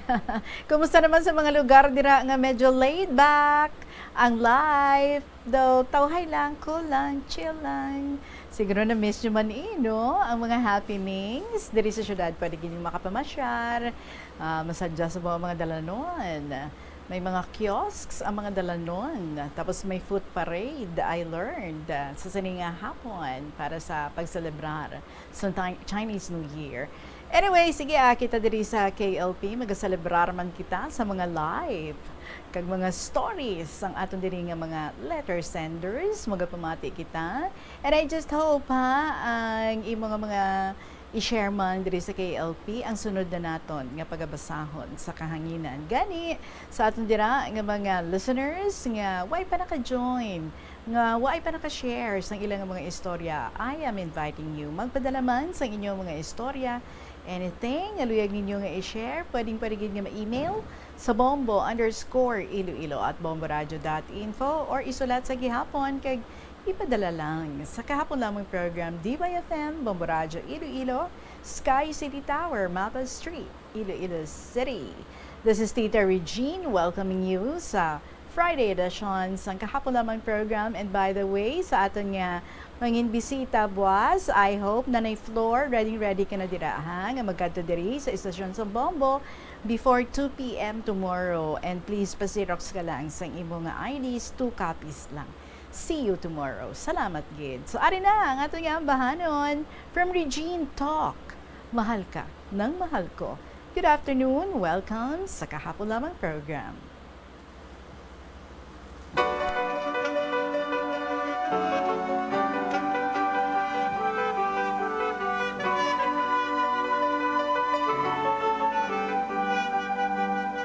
Sinta, kumusta ka na? Matagal na rin tayong tinagkikita. Sinta, ba't ka nawala? Nawala bigla na parang wala.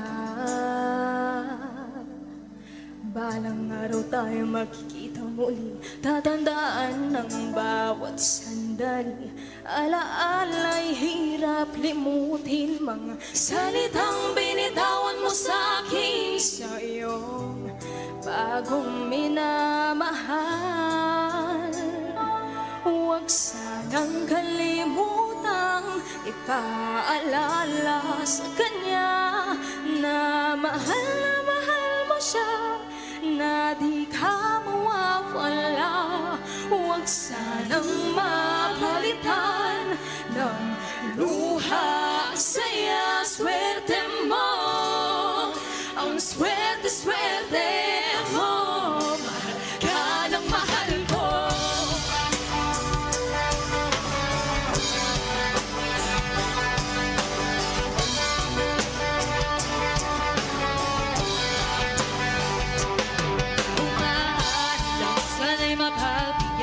Isa pang pagkakataon, isang segundo, isang minuto, isang segundo, isang minuto. Tingkil ang panahon na di balik ang ating kahapon. Alaala'y hirap limutin, mga salitang binitawan mo sa'kin. Sa'yo bagong minamahal,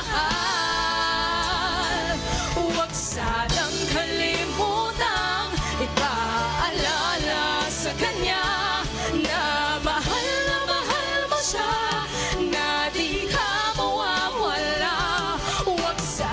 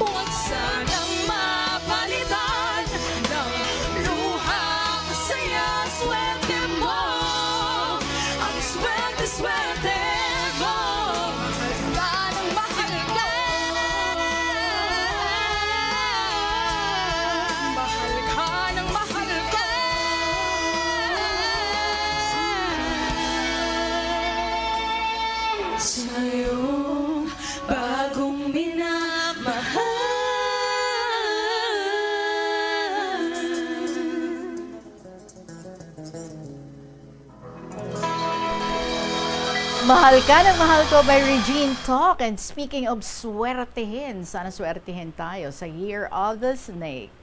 23 minutes after 2 o'clock, and we received this story through email. Tawagon lang siya kuno kay Simple pero Palaban ng North Caloocan. And in pure Tagalog ang iyang story. Sige, tanan kita, naka-intindi man Tagalog, no? So, sige, matinagalog kita. Sa sininga hapon. Dear Tita Reg.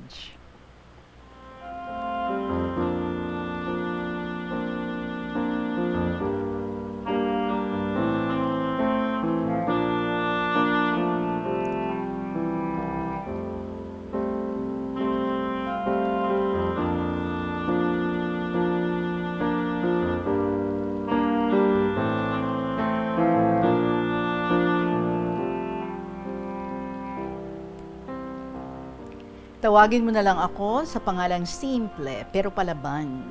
Gusto ko lang po sana na ibahagi ang aking karanasan sa una kong asawa noong tumira ako sa lugar kung saan ako lang mag-isa. Walang kamag-anak na matatakbuhan kapag nagkaroon ng problema. Ang hindi ko makakalimutan, yung tinali ako nila, pinagtulungan akong itali, tapos hindi pa ako pinakain ng 2 araw. Yung akala mo, baboy ka na nakatali? Buti na lang yung lola niya naawa sa akin. Tinanggal niya ang tali ko, kaya ako nakawala. Grabe iyak ko noon. Yung gusto kong magsumbong sa mga magulang ko at saka sa mga kapatid ko, kaso malayo sila at nag-iisa lang ako.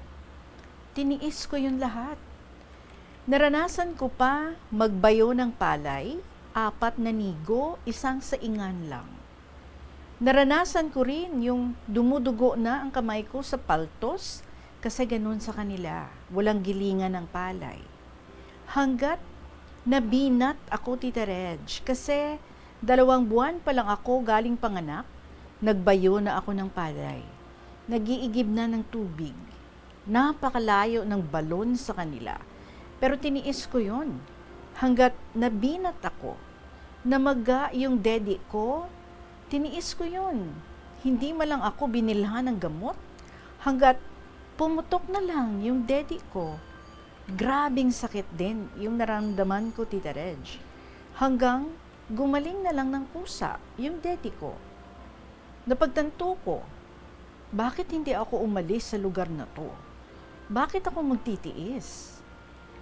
Iniisip ko rin ng aking bagong panganak na baby. Hindi ko kayang iwan kasi baby pa siya. Pero sabi sa akin ng lola niya, naawa siya sa akin. Sabi niya, bakit hindi ka na lang humanap ng trabaho? Bumalik ka na lang kaya sa Manila. Iwan mo na lang dito ang anak mo. Magpadala ka na lang ng panggatas kaysa nagtitiis ka lang dito. Huwag kang mag-alala. Ako ang mag-aalaga sa anak mo. Kawawa ka naman, sabi sa akin. Doon ako nag-isip-isip. Sige, aalis na muna ako. Kunin ko na lang siya pag kaya ko na siyang isama sa trabaho ko. Sa madaling salita, umalis ako, tita. Pumunta ako ng Maynila. Nagtrabaho ako. Lumipas ang ilang buwan. Sumunod ang mag-ama ko sa Manila. Nagsama ulit kami. Nangupahan kami ng kwarto. Tumigil ako sa trabaho dahil wala nang mag-aalaga sa mga anak ko. At yung tatay ng mga anak ko, nagdo-drive naman siya ng tricycle. Lumipas ang ilang taon. Nakiusap ang hipag ko kung pwede daw, doon na lang kami tumira sa kanila. Mag-aalaga ako ng anak niya. Doon, libre na kami sa bahay, hindi na kami mangungupahan ng bahay. Yun, pumayag naman ako kasi sayang naman ang pambayad sa bahay, Tita Reg. Fast forward. Lumipas ulit ang ilang taon. Nagbago ang ugali ng hipag ko. Nilabas lahat ng gamit namin. Hindi man lang sinabi sa akin na pinapalayas kami. Basta nilabas lang niya lahat na gamit namin. Ang ginawa ko, humanap ako ng malilipatan namin. Buti na lang, yung kapitbahay namin, merong bakanting kwarto doon. Doon banda sa dulo, malapit sa CR. Ay grabe, tiniis lang namin ang amoy kasi wala na kaming malilipatan at saka gumagabi na. Nakiusap ako sa may-ari kung pwede, doon muna kami, lilinisin ko na lang. Ang mahalaga, may malipatan kami. Awang-awa ako sa mga anak ko. Nagtiis kami sa banig naming karton, may mahigaan lang kami. Dumating ang tatay ng mga anak ko. Hindi man lang siya nagtaka, bakit andoon kami? Hindi man lang niya tinanong ang kapatid niya, bakit wala na kami sa bahay niya? Ang gusto ko lang sana, magpagitna siya. Tanungin niya ako, tanungin niya ang kapatid niya, bakit wala na kami sa kanila? Kasi kung hindi naman sa kanya, hindi naman ako papayag tumira sa kanila. Kaya lang nakiusap siya na kung pwede doon kami tumira. Bakit nung dumating ang kanyang kapatid, basta-basta na lang kami pinalayas? Sobrang sakit para sa aking makita ang mga anak ko na nakahiga sa karton at wala malang reaksyon ang kanilang tatay. Buti na lang, meron akong kapatid na mabait, naawa sa mga pamangkin niya at binigyan ako ng pera para pambili ng linoleum para meron kaming panglagay sa sahig para naman hindi madumi tingnan. At saka, namili ako ng gamit namin sa kusina kasi yung gamit namin hindi na binigay. Gaya ng mga kaldero, kawali, mga pinggan at saka baso. Kapatid ko ang nagbigay ng pambili para may magamit kami.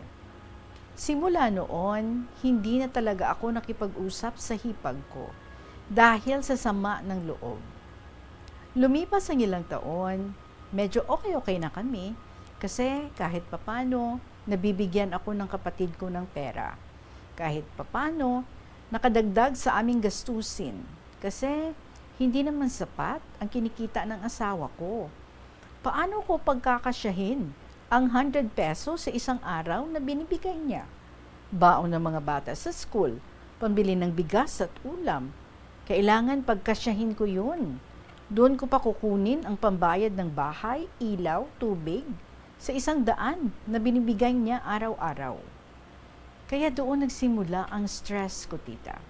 Paano ko pagkakasyahin ang 100 piso? Doon na naman, nagsimula akong magkasakit.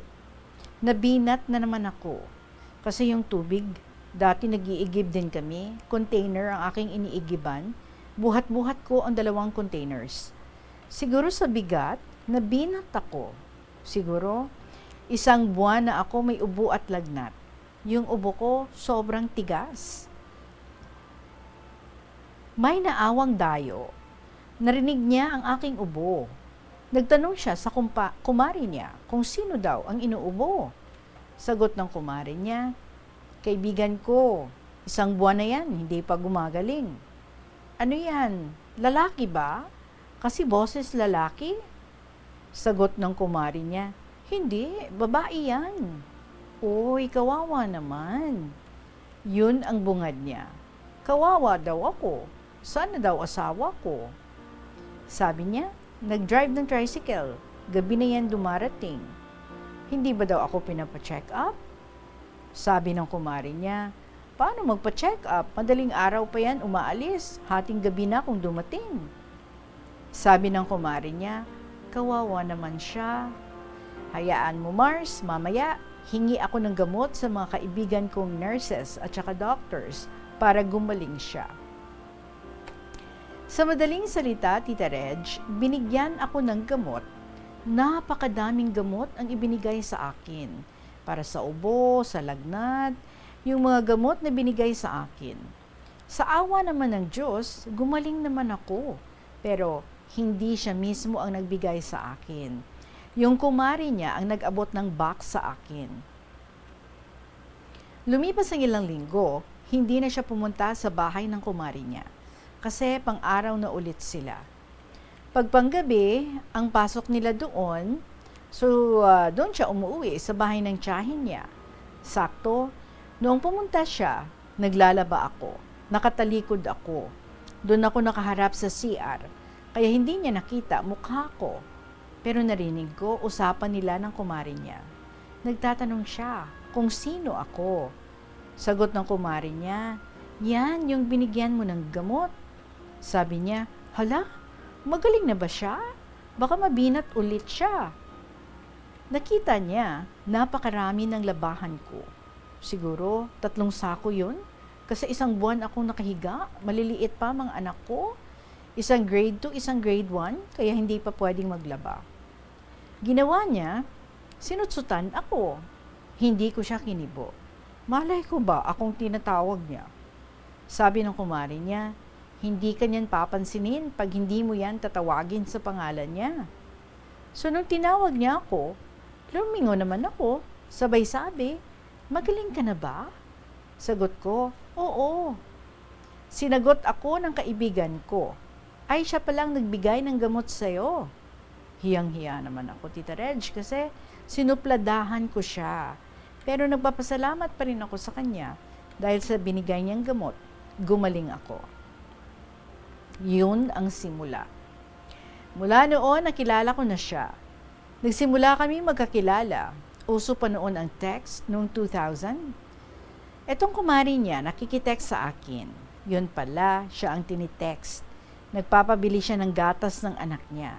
Sinabi niya, nakitext lang siya sa akin. Doon nagsimula na nag-text-text na kami. Nagkwentuhan kami tungkol sa akin, tungkol sa kanya, hanggat naawa siya sa akin. Hanggat dumating sa point na hindi na kami okay ng asawa ko. Parang napapabayaan na kami. Ultimo panligo niya, ako pa ang nag-iigim. Pati shampoo, ako pa ang bumibili. Kasi nahihiya daw. Hanggat tiniis ko pa rin yun. Hanggat isinumbat ko na sa kanya. Simula noong nasa probinsya pa kami. Yung paghihirap ko. Hanggat pinalayas kami ng kapatid niya. Wala man lang siyang ginawa. Ando na yung sinumbat ko na lahat-lahat ng mga sama ng loob ko. Yung pinagtanggol mo siya sa mga kamag-anak mo, pero ako hindi niya nagawang ipagtanggol. Grabe. Andun pa yung pinamukha nila sa akin na sa dami daw ng GF ng anak niya, bakit sa akin pa? Ang pangit ko daw. Ay grabeng panglalait nila sa akin. Hanggat tumating sa point na nagpaalam ako sa kanya. Ang sabi ko, what if may magkagusto sa akin? Iiwan na kita. What if kahit hindi siya gwapo, basta aalagaan ako at higit sa lahat, kaya akong ipagtanggol sa kahit kanino? Alam mo ba, Tita Reg, ano ang sagot sa akin ng asawa ko? Kahit daw baliw, kahit daw taong grasa, hindi daw magkakagusto sa akin kasi pangit daw ako. Sabi ko naman sa kanya, sigurado ka na walang magkakagusto sa akin? Sagot ni Tita, oo, wala nang sirang ulo na magkakagusto sa iyo. Alam mo, Tita, gumawa ako ng sulat. Yung sulat na yon, nagpapaalam ako sa kanya na magtatanan ako. Pero, hindi pa rin siya naniwala. Kasi believe siya sa sarili niya na hindi ko siya kayang iwan. At wala nga namang papatol sa akin. Binasa ko pa yon sa harapan niya. Tinawanan lang niya ako. Alam mo, Tita, tinanong ko yung lalaki, naawa sa akin. Yung naawa sa akin, desidido ka ba talaga na itanan mo ako? Kasi sabi niya sa akin, kung papayag daw ako na itanan niya, itatanan daw niya ako. Basta umoo lang daw ako. Alam mo, Tita, kahit may asawa na ako, niligawan niya ako. Kasi gusto niya talaga akong itanan.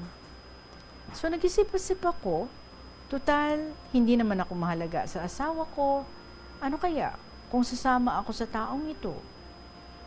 Nung tinanong ko yung taong yun, na desidido na ako makipagtanan, alam mo, Tita, sabi niya, antayin mo ako sa Friday ng 8:00 ng gabi. Susunduin kita.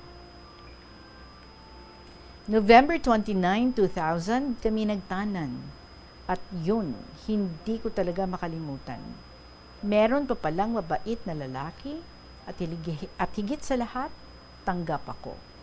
Yun ang importante. Sa awa ng Diyos, magkasama pa rin kami hanggang ngayon. 24 years na kaming magkasama at may mga anak na rin kami. Yun ang napakapait kong karanasan sa una kong asawa. Naniwala talaga ako sa kasabihan ng matatanda. Kung hindi ka man swerte sa una, malay mo sa pangalawa. At yun ang asawa ko ngayon, Tita Reg.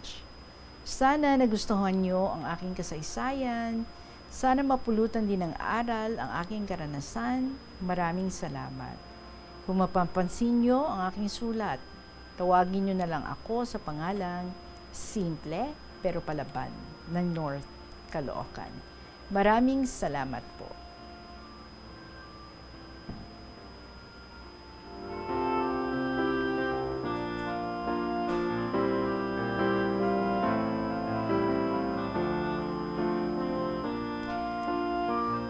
Simple. So, when you decided na iwan na yung una mong asawa, that's 24 years ago, kumusta naman kaya ang mga anak mo?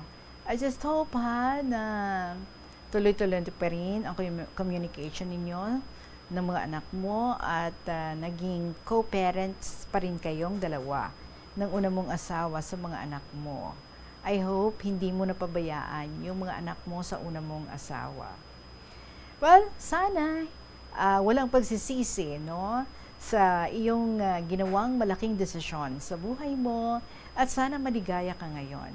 Parang nararamdaman ko rin, no? Na hindi ka nagsisi and happy ka with your decision na iwan mo yung una mong asawa na hindi ka man lang pinahahalagahan. At parang minamaliit ka pa. Sino pa daw na sirang ulo ang papatol sa'yo. Grabe, no?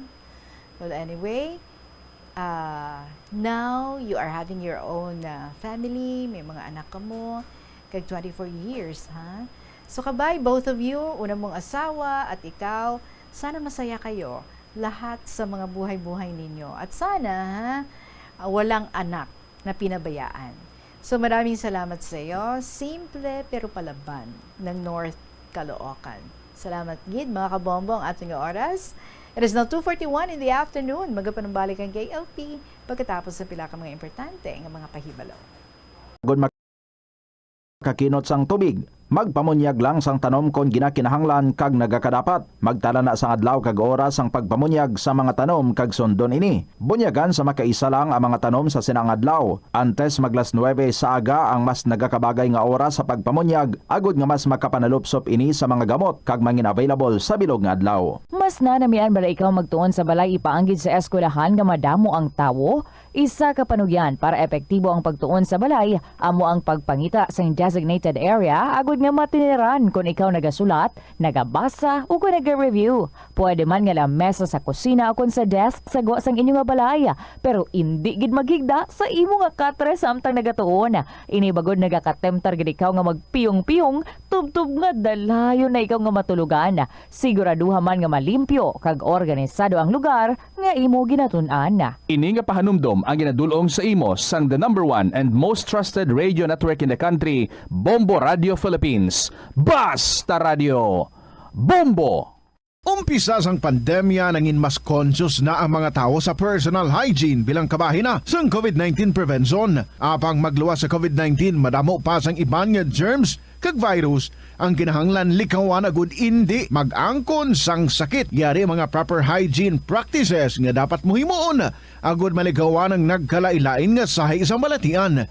Insakto nga paghugas sang kamot, pagpaligo adlaw-adlaw, pagpabilin sang good oral hygiene, pagsunod sa cough and colds etiquette. Help is available. Pinaagi sa pag-istorya, paghatag sang suporta, kag direkta nga bulig sa nagakinahanglan, mahimo mo gid nga mapunggan ang suicide kag makasalbar sang kabuhi. Santo sa World Health Organization, ang suicide ang 4th leading cause of death sa mga kabataan nagaedad 15 to 19 anyos. Kung ikaw o kung may kilala nga nagasuprer sa depresyon, mahimo nga mag-contact sa National Center for Mental Health Crisis Hotline sa numero 0966 351 0917-729-4512. Kon kaisa, bangod sa imo nga kaakig, stress kag disappointment sa kabuhi, nagadesisyon kamo nga wala ninyo ginapalibugan kag ginapadalman. Gani likawi nga maghimo sang desisyon kung ikaw ang akig. Hatagi sang oras ang imo nga kaugalingon, bangod ang imo nga first idea ang hindi mo man kon kaisa makabig nga best idea. Makabulig man nga magpangayo sang perspektibo sa ibang nga tawo, ilabi na kon siya ang nagapangatubang man sang kaangay nga sitwasyon sa ilang nga kabuhi. Kung ang desisyon nga imo ginhimo ang wala langin madalagon, hindi napagbasulon ang kaugalingon. Naga-subscribe bala ikaw sa mga serbisyo nga wala mo man ginagamit? Halimbawa, ang balayran mo na bala para nga makalantaw ikaw sang movies, pero sa tuod lang, wala naman ikaw tiyempo nga maglantaw sini. Hapos lang lipatan ang bulanan nga mga subscription sa streaming services kag mobile apps, kag wala ka lang nakadipara ma-charge na ini sa imo nga bank account bisan nga wala mo man regular nga ginagamit. I-review gid ang imo nga ginagastuhan sa mga charges kaangay sini, kag ikonsiderar man ang pagkanselar sa mga hindi kinahanglanon nga mga subscription agod nga mas magamit mo ang imo kwarta sa mas kinahanglanon nga mga butang. Ini nga pahanumdom ang ginadulong sa imo sang the #1 and most trusted radio network in the country, Bombo Radio Philippines. Basta Radio Bombo! Yari ang mga household level fire safety measures nga dapat tandaan agud makalikaw sa sunog sa balay. Hindi magbutang o kung magtipon sang flammable substance o kung chemical nga makatugas ang sunog sa kusina o kung sa sulod sang balay. Ipalayo man sa mga kabataan ang pospro kag lighters. Patya ang kalayo kag baga matapos ang pagluto sa kusina. Siguraduhon nga wala nagasungaw kag pirmi limpyuhan ang mga kerosene kag gas stoves. Tandaan, ang paglikaw sa sunog sa sulod sa balay, responsibilidad sang bilog nga pamilya. Nakahibalo ka bala nga ang color ang makaapekto sang imo nga modo? Santo sa pagtuon sang American Home Shield, mayara sang correlation ang color kag mood. Kaangay sang pula nga nagapataas ang blood pressure kag heart rate. Apang mas maayo ang duag nga pula kunyara ini sa kusina, bangod mas nagapagana ini sa pagkaon. Ang shades nga blue kag green ang ginaabiso sa mga psychologist nga nagakadapat yara sa sulod sang imo kwarto, bangod ini nagapakalma sa paminsaron sang tawo. Sa pagbugtaw mo sa aga, cold baladayon nga tubig ang imo ginainom?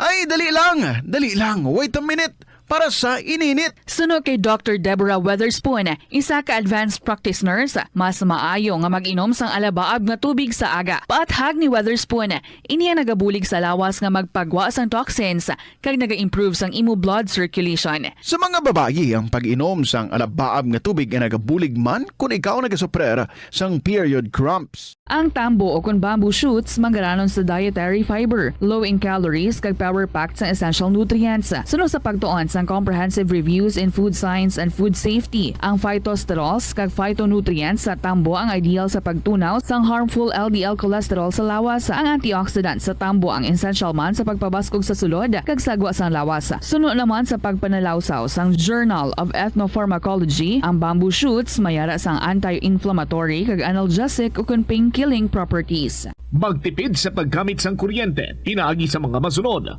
Maggamit sa mga energy-efficient nga bumbilya, kaangay sang compact fluorescent bulbs ukon LED lights, imbis nga incandescent bulbs. Patsyo ng mga suga nga wala ginagamit. Tingbon ang mga bayo sa pagpamlansya. Himuon ang pagpamlansya isa lamang kabes sa isa ka semana. Buksan ang inyo bintana agud makasunod ang preska nga hangin kag silak sang adlaw sa sulod sang balay agud malimitahan ang paggamit sang electric fan kag suga. Mga kabombo nga motorista, yari ang mga pamaagi agud makatipid ka sa gatong. Ipasiguro nga yara permi sa maayong nga kondisyon ang imo salakyan. Check yara ang imo nga goma kag siguraduha nga yara sa husto nga tire pressure. Likawan nga naka-idle ang makina sang imo salakyan bangod nagakonsumo ini sang gatong. Buksi ang bintana sang imo salakyan kag magamit lamang sang aircon kung kinahanglan. Kag pagkamaayuha nga mag-commute na lang o kung maglakat-lakat kung malapit man lang ang imo kadtuan. Likawan ang aggressive driving kag padalaga na ang imo salakyan sa husto lamang nga katasigon. Hindi lamang sa jeans o kung tugas ng katigulangon ang rason sang hair loss o kung pagkaunot sang buhok. Natukiban sang health expert sa South Korea nga ang hair loss ang tuga sang environmental factors. Sa bugos nga kalibutan, nagalabot sa 4.2 million ang nagakapatay bangod sa outdoor air pollution suno sa World Health Organization. Mas sobra 90% sang populasyon sa kalibutan ang nagaistar sa populated areas sa diin ang heart attacks, aggravated asthma, irregular heartbeat kag poorer lung function ang pila lamang sa epekto sang air pollution. Hindi pagpakanabuа ang piso-piso mo nga natipon. Bisan madugay magdamo, iniamo ang mahimo nga emergency fund sa tion nga tuman mo na kakinahanglanon ng kwarta. Abi mo, amo man ini ang makabulig sa imo nga hindi na pag-ibutang ang imo kaugalingon sa risgo, kaangay sang pagpangutang nga may dako nga interest o kung pagpamroblema bangod hindi on time ang bayad sa imo nga bills.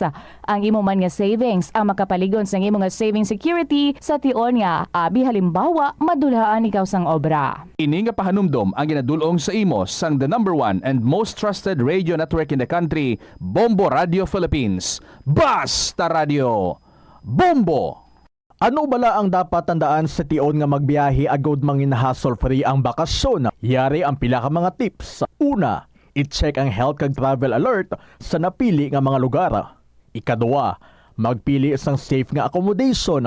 Mag-research ka magbasa sa mga reviews sa napili nga lugar antes mag-book. Ikatatlo, siguraduhon nga may nagagana nga mobile phone. Ang tanan nga mga upod agod mangin mahapos ang komunikasyon sa tion nga madula o kung kinahanglan nga magbulagay sa dalan. Be prepared in case of emergencies. Siguraduhon nga may backup nga emergency plan nga may medical reimbursement sa tion nga may maospital bangod sa aksidente. Ini nga pahanumdom ang ginadulong sa imo sang the number 1 and most trusted radio network in the country, Bombo Radio Philippines. Basta Radio Bombo! Kung nagakaon, ginapraktis mo man ayhan ang good manners and right conduct. Iniamo ang paghimo sang good etiquette kag mangin matinahuron sa mga tawo nga kaupod sa pagkaon. Pila sa mga kinahanglan himuon kada tion sa pagkaon amo ang masunod. Maghugas ang kamot. Masami hugasan ang kamot antes magkaon agod mapabilin nga matinlo. Magpungko sang maayo. Sit up straight. Bangod ini ang senyales sang respeto kag good posture. Hulaton ang iban antes magkaon. Maghulat sa iban nga kaupod sa lamesa antes magumpisa sa pagkaon. Ini ang nagapakita nga mayara ikaw sang konsiderasyon sa iban nga tawo. Insakto nga paggamit sa mga gamit sa pagkaon. Magamit sang insakto nga mga gamit sa pagkaon. Butangan sang serving spoon ang kada pagkaon kag likawan ang pagahod samtang nagakaon. Mag-usap sang pagkaon nga wala nagahuni. Ini amo ang basic rule sang good table manners. Likawan ang pagwakal o kung pag-istorya samtang may pagkaon ang bibig. Hindi magsugpon sa istorya nga wala pa natapos. Hulaton nga matapos ang hambalanon sang imo upod sa lamesa antes magsabat. Maghambal sang excuse me. Kung luyag mo maghalin sa lamesa, mangin polite sa pag-excuse sang imo kaugalingon. Magpalihog. Kung may ginahingyo sa upod sa lamesa, masamigit nga magpalihog kag magpasalamat sa tawo. Sa Aro. Kita diri sa KLP, alas 2:51 ang atong nga oras. Ari naman ang sulat ni Student Mom of Lambunaw. Dear Tita Regine, ari naman ako, si Student Mom, nagapanamyaw sa inyo tanan sa maayong hapon. Kabay pa nga all is well, kag mapagsik kita, attentive, kag malipayon nga nagapamati sa KLP kada 2 p.m. Wala labot, present kita tanan. Agud updan ang atong pinalangga nga si Tita Regine. Baw salamat gid. Sa iyang programa nga nagahatid sa aton sa madamong leksyon sa kabuhi nga mapusla naton sa sining kalibutan. So good afternoon again to all of you out there. Kumusta na ang buhay-buhay naton?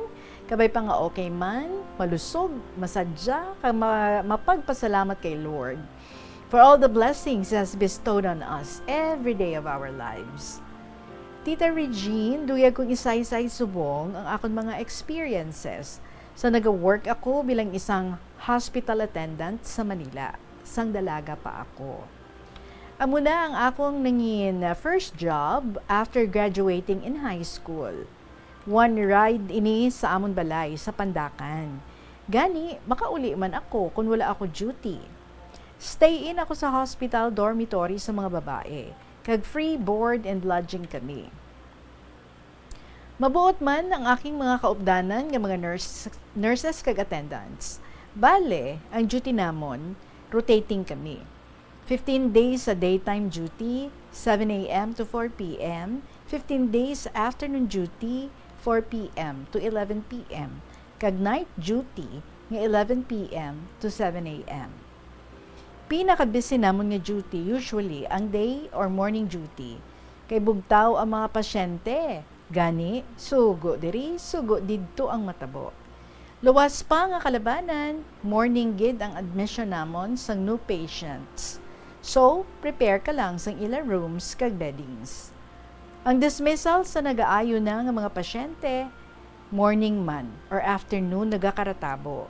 Gani, busy ka naman sa pag-dismiss sa ila, gathering soiled beddings and cleaning and clearing their room para maging ready naman sa incoming patients.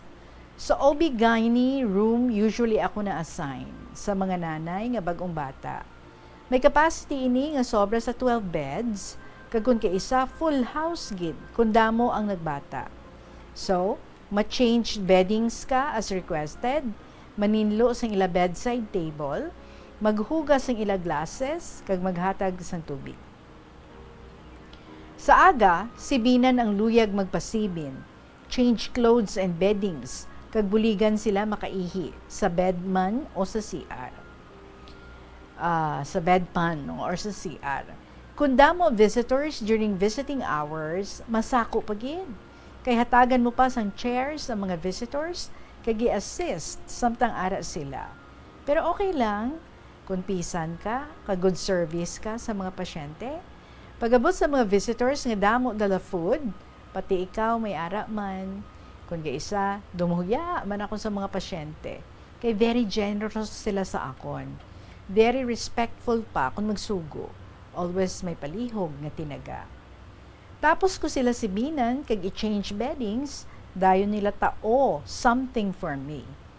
Tignapitipon ko ang mga ini nga gifts nanda, kay hindi ko man tanan makonsume. So pag uli ko sa amon balay, may pasalubong na ako kay nanay, kag sa akon mga manghod. Damo dala ko fruits, apples, mangoes, kag kun kaisa may grapes pa. Amo man ang chocolates and candies, nga masami imported pa. Private hospital ining akon ginaobrahan, gani mga well-to-do ang amon mga patients. Pero, may mga patients man kami, nga kun kaisa, suplada o suplado, kag very demanding. Pero tanan sila, ginatatap manamon sang maayo. One time, Tita Regine, may isa kami nga adult male patient, may pagkabastos gid. Sang isa ka bes, nagdemand sa akon yung mapasibin gid siya. So, gin-prepare ko ang hot water sa labador, kag matinlo nga sibin. Ginatag ko ini sa iya para makapanibin siya. Total hindi man siya sickly o disabled. Pamatsyag ko, luyag lang niya nga makachancing.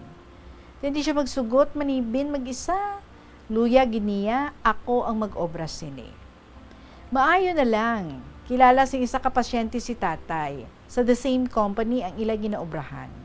Nagsiling siya, uy, bata ina ni baga. Mamanan gani ni tatay niyang obra mo sa iya bata, tapos kagid. Ay, bata kagali ni baga? Siling sang tawo. Migo ko si tatay mo. Sige, ako na lang ang masibin sa kauglingon ko. Thank you ha. Siling pa niya. Ay, salamat. Siling ko sa akon kaugalingon. Budlay kay wala sang male attendant sa amon nga hospital para sa amon mga male patients. Kung kaysa may mga pasyente man kami nga tama ka, communicable ang sakit. So, private room sila. Pagpag-abot pa lang namon para mag-duty, ginahambalan nga daan kami sa amon chief nurse nga maghalong sa patient nga ini. Naga-face mask kami, naga-pang-alcohol, pagwa namon sa ila kwarto. Kung may ihatag nga food, patago namon ini nga ginadispose. Ang night work ko naman, Tita Regine, often meant taking on extra tasks such as lifting and turning patients. It also meant monitoring patients' condition very closely, so physicians could be notified in emergency. Sa isa ka best, Tita Regine, damo admission namon nga manugbata.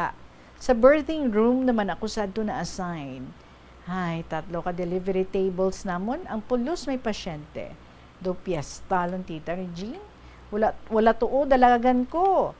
Push sa pasyente sa table 1, injection sa table 2, kag cleaning sa table 3. Aga na, sang mahimos namon, ang 3 ka nanay kag 3 ka babies. Daw ginlampos ang kalawasan ko.